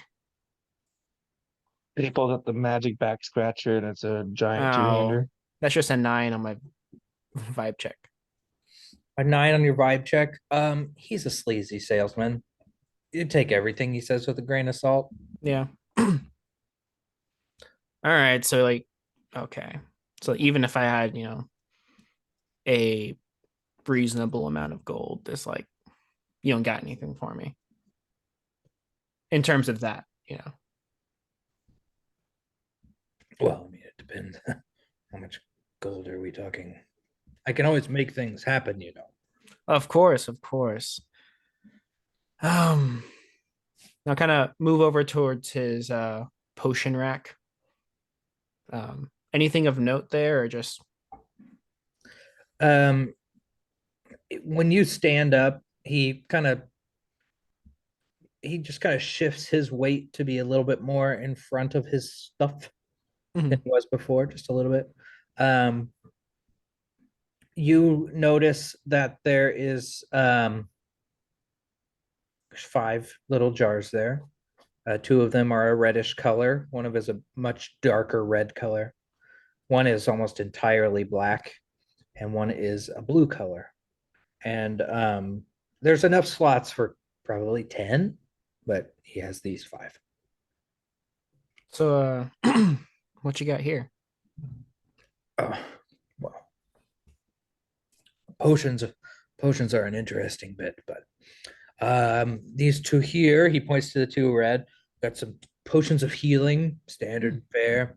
The one next to it is a potion of greater healing. I came into that one out in Quill Watch, completely blew my mind when I saw it. The next one is it's an oil of slipperiness. Do with that what you will. And the last one is an antitoxin. Hey, I know someone who could have used this a few hours ago. Well, guess that could be true. Um, yeah. I'll take the potion of healing. All right.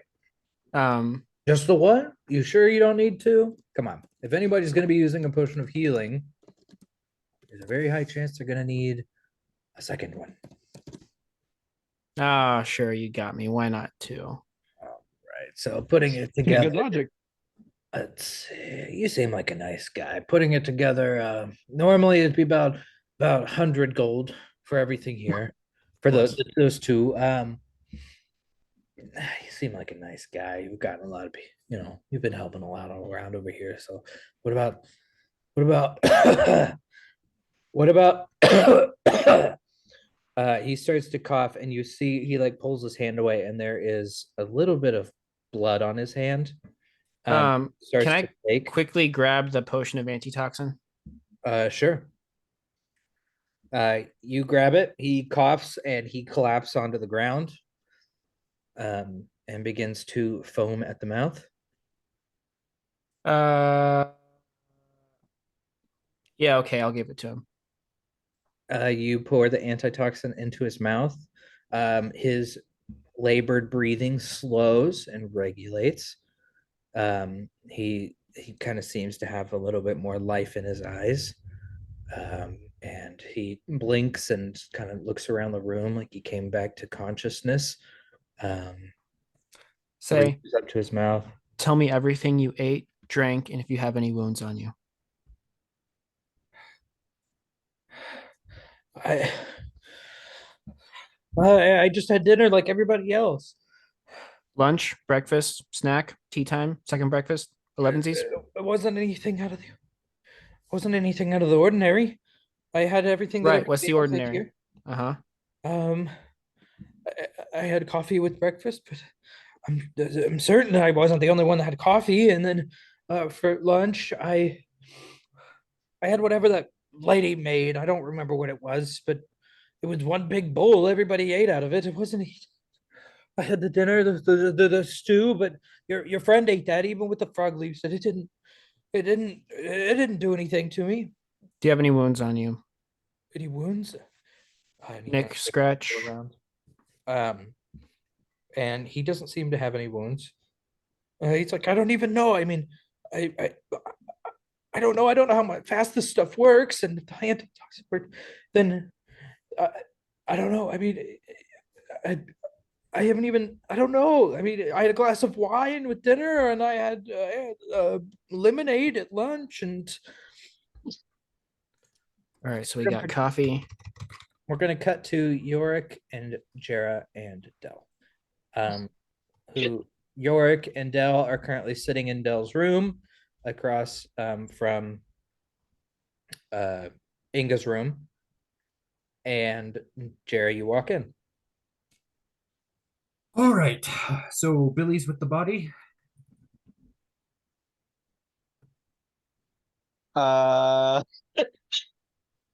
York just kind of stands there. I don't think so. She's going to leave the room, and if they don't immediately follow, she's going to come back in and say, "Well, come on," and head towards the You definitely do come back. Artemis's room. but then yeah, no, that makes sense. And then like as they're walking out, like, oh, of course, Del, we need to be in the room with the body. He's saying this loudly. Dell goes, "Oh, of course," and gets up and walks into the room, like acting like he's kind of acting like pious, like I have the spell and I am going to be using said spell. And All right, Yes, you're so fancy.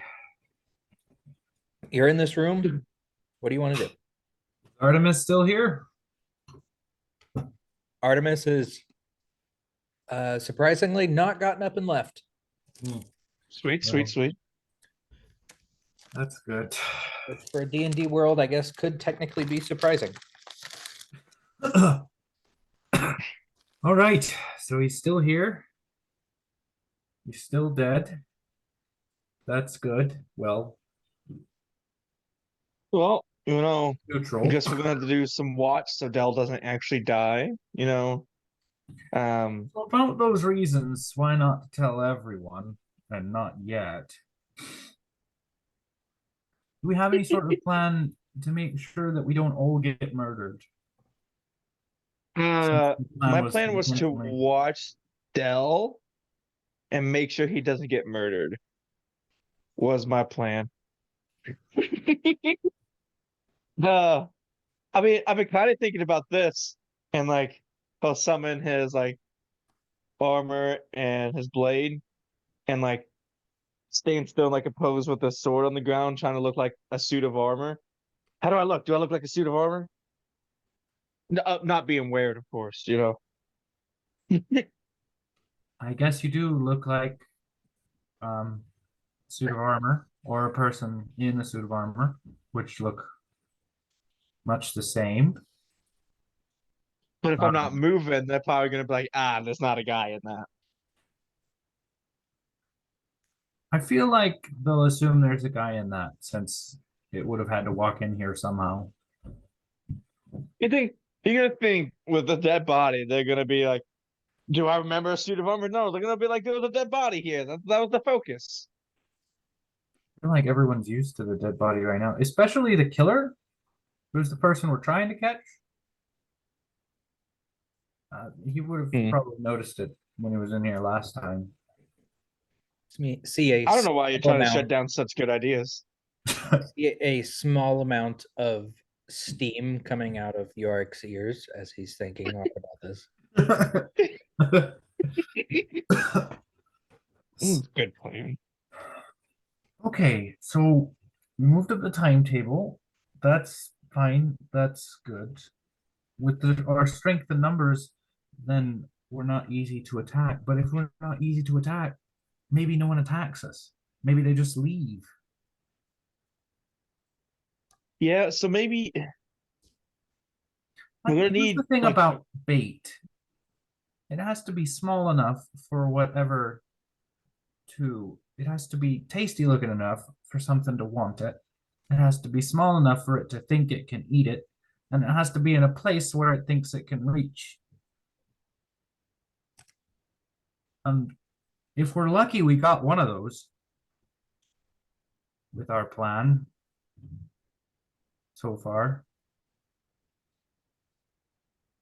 so we make the door a little ajar, not obvious, but Is making the door ajar going to do? it's going to make it see not locked.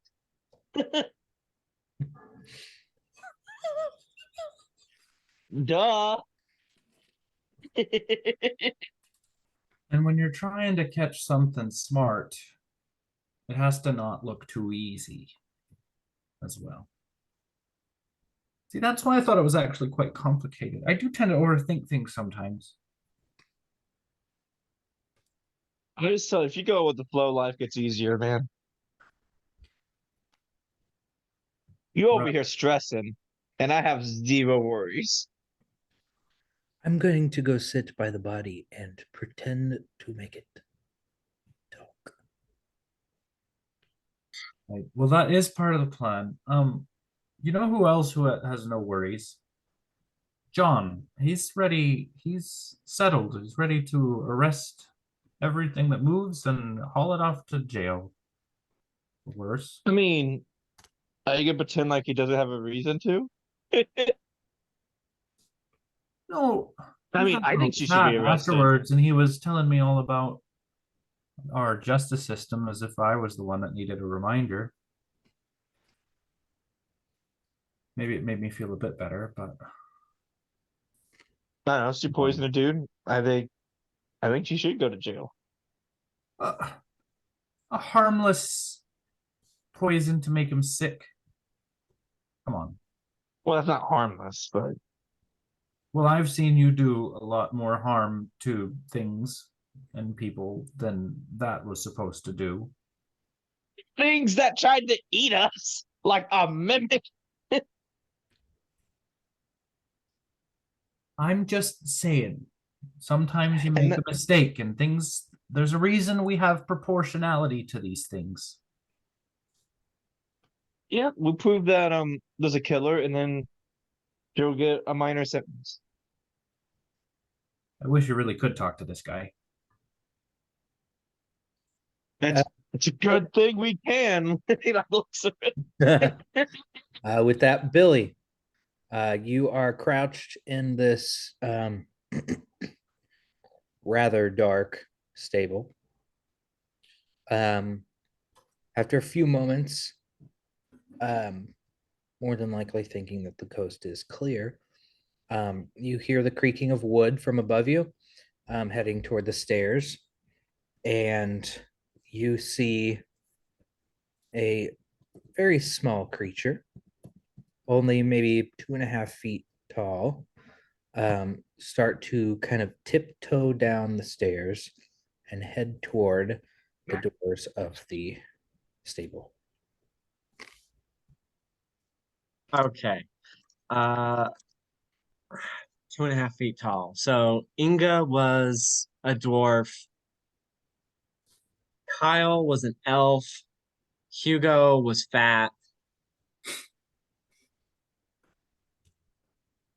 John and Kara were both human Mm-hmm.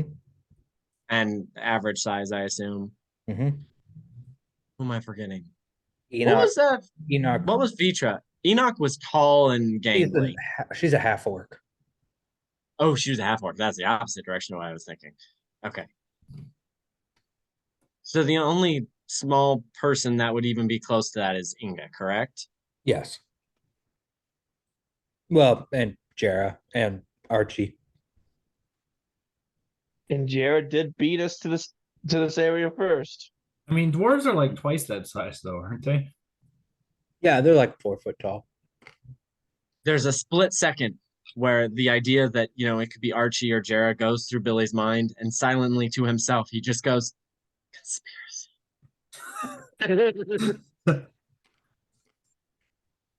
Billy is going to cast. Ooh.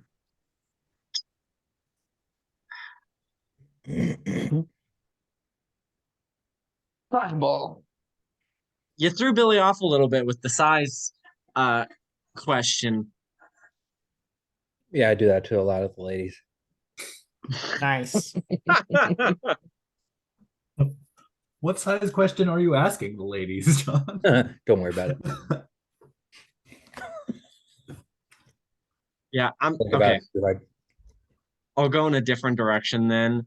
I'm gonna cast cantrip. The that cantrip's of name the is spell? no, the name of the spell is, I learned this from a guy I used to go to school with. Because it's a trick. It's like a card trick. Yeah, so the second Billy sees them silhouetted by the door, Billy is going to instantly light the lantern. It's prestidigitation, so I'm Yeah. he's instantly going to light it and step out to see what or who this creature is. And so that is my action. And then I have some other stuff depending on how the creature reacts. Okay. Or the person. This character is, from what you can best guess, a gnome. He's a male gnome. He's dressed in decent-ish clothes. He's a commoner, but he looks a little bit step higher than commoner, in dress at least. He curses and stumbles back and attempts to run back up the stairs, or heading across the stable to the stairs to go back up to the hayloft. So, I mean, this is not a big hayloft. It's what? I mean, 5, 7 feet, maybe 10 feet across Um, for the map. yeah, So the Billy, whole yeah, it's not very far. So it's 5, 10, 15, 20 feet to get up the stairs, 22 feet to get up the stairs. uh, can Billy take an opportunity attack? We're not in initiative. You're within, I mean, you're not in initiative. You're within 5 feet of him. So if you want to um swing at him or attack him or whatever you want to do, you can. Drop kick. Actually, you know what? I'm gonna go simpler than that. Since we're not in initiative and I can do it in a 6-second action, Billy will be ready to dismiss said goddamn lantern. It's a lantern. He will be able to dismiss that lantern in case he needs to, because he is going to drop it and grab for the gnome, and I guess grapple him would be what he's trying to do. Just Right. He's gonna be like, "Hey, whoa, whoa, whoa! Who are you and what you doing here?" You give me an athletics check, and he's gonna do a dexterity check. Oh wait, athletic. Oh, I'm actually good at athletics. This is the first character that's good at that. I Is would that like to stat use my called dad strength. dad reflex.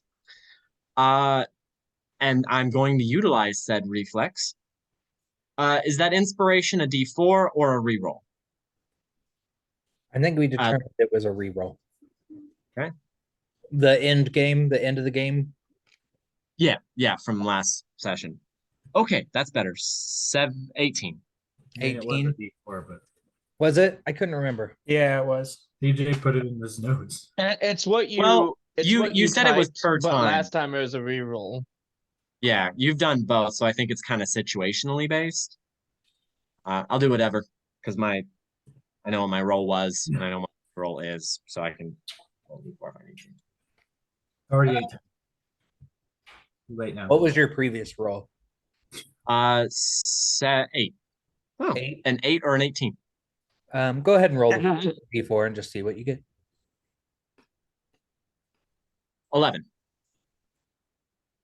Either way, you win. Okay.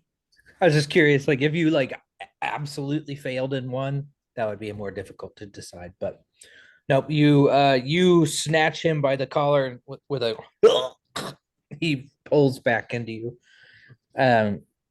You're rather large, and he's quite You're good. small. He weighs like 35 pounds. It's like picking up a toddler. You grab him by the like back of the shirt and just like hoist him right up into the air.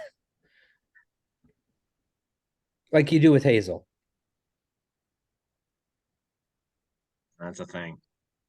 Or how the man on the phone today pronounced it, Hazel Red.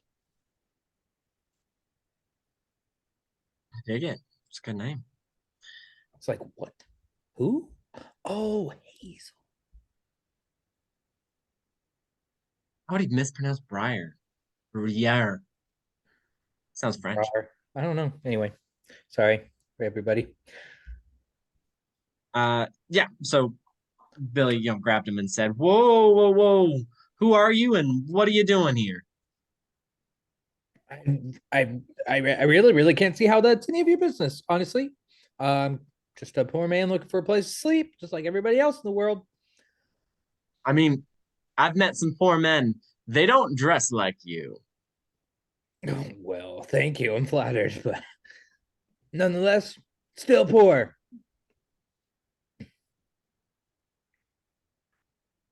Okay. What do you Still want me not to a do? good. Turn out my pockets? Like, what do you want from me? Well, here's the problem. You're sleeping in the hayloft, and you ain't allowed to be. And it just Sure. so happens there's been a murder. Of course, it's just my luck. Just So freaking luck. yeah.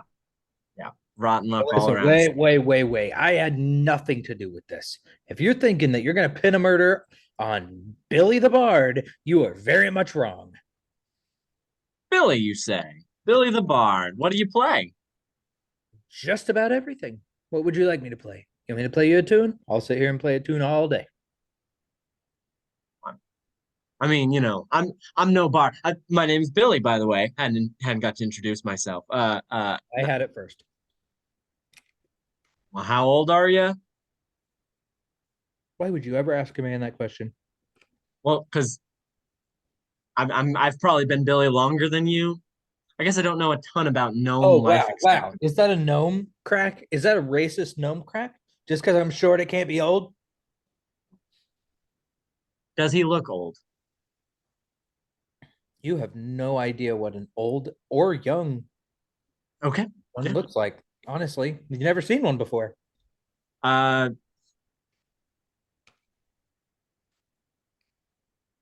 Listen, if you're going to be racist like that, you can just put me down. Billy's like, well, if I do, you're gonna run, and I can't really let you do that, but I can maybe make a deal with you. So, like I said, there's been a murder. There's currently guards.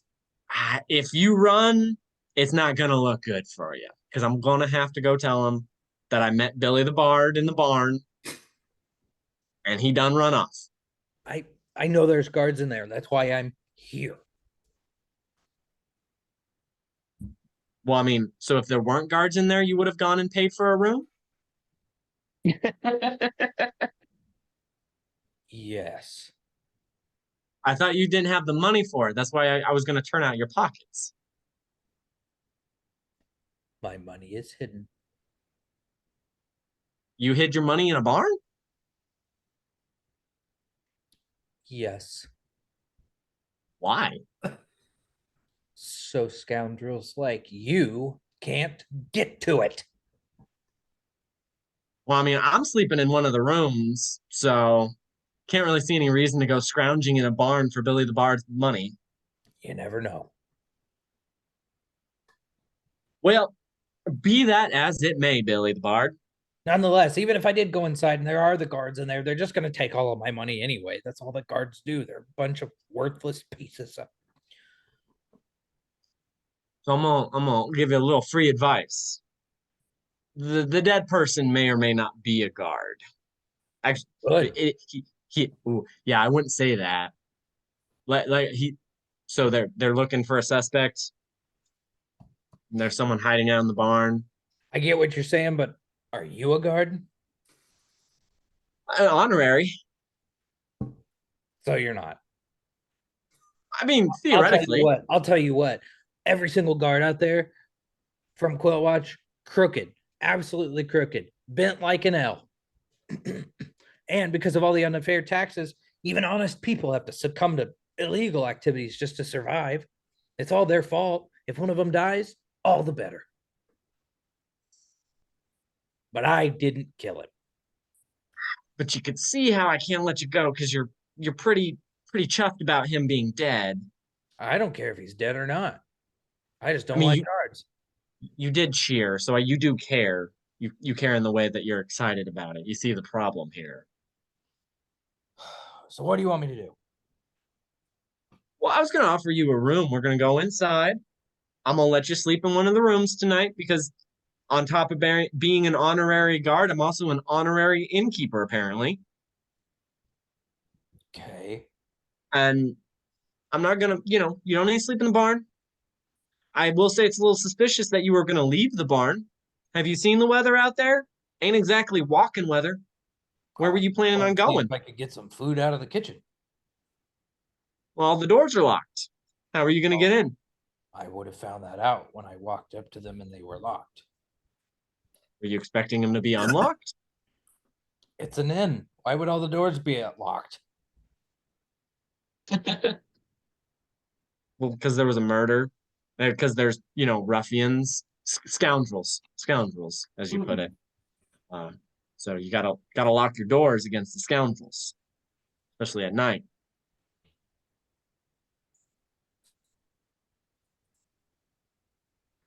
Okay, so Tell you my what. logic was flawed, but I was still gonna go and try and get some food out of the kitchen. That's fair. Tell you what. Tell you what. Honorary innkeeper and tavern runner and cook. Actually, that one I'm not honorary. I am actually that. Come inside. Don't flee. Get you fed.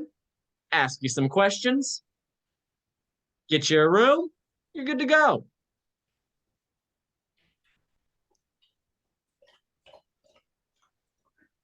Fine, let's go.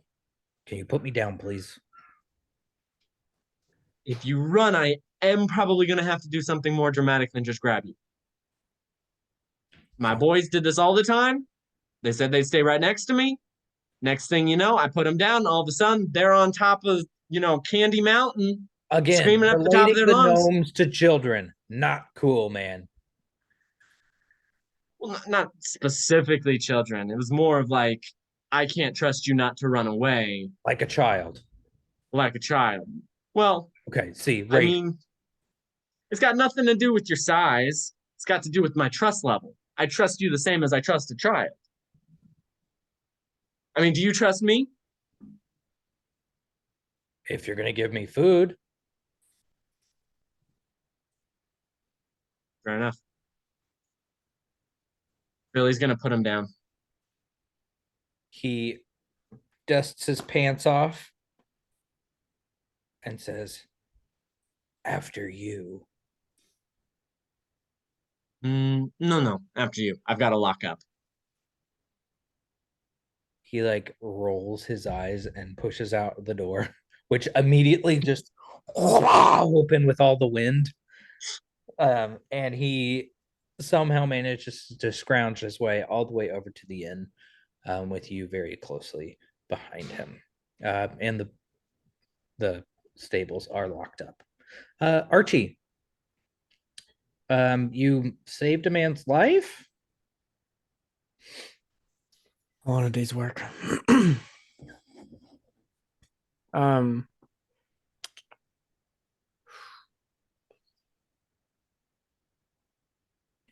okay, so you got the coffee, the continental breakfast, lemonade with the complimentary lunch, and a glass of wine at dinner. Yes. Okay, and you haven't been pricked or slashed or otherwise hurt. As far as I am aware, no.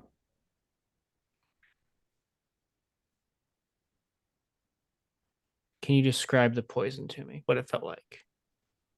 Asphyxiation? Could you breathe? Uh, honestly, that's the one thing I couldn't do. Couldn't breathe. And frothing. And a bad cough. Yeah, I saw you coughed up blood. Gotta say that was pretty terrifying. Yeah, it's a good thing you told me which one was the antitoxin. That was fortunate. By the way, it's 30 gold for the antitoxin. I'm just kidding. It was yours. I can't sell it to you. It was a bad time. I got it. No, it's funny in a dark sort of way.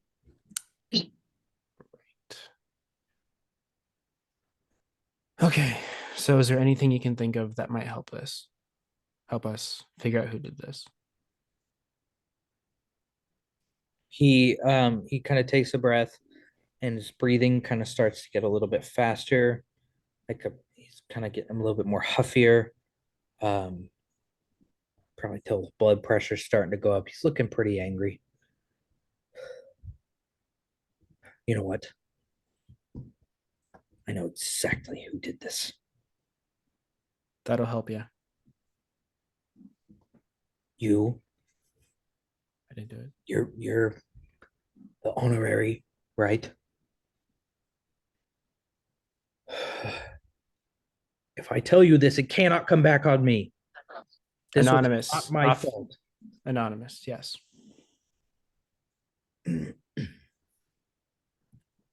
Not last night, but yesterday afternoon. I was approached by an individual who is currently staying at the inn for a large sum of money. They gave to me, I gave to them a bottle of poison without with the promise that I wouldn't keep record of the sale, or of course tell anybody about the sale.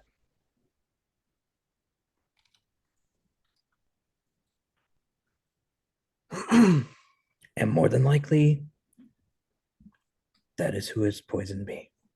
Because the antitoxin you gave me is the antitoxin for the poison that I sell. Right. Are you gonna tell me who sold it to you? You swear it's not coming back to me? I'll happen upon it another way. Person who sold it to me.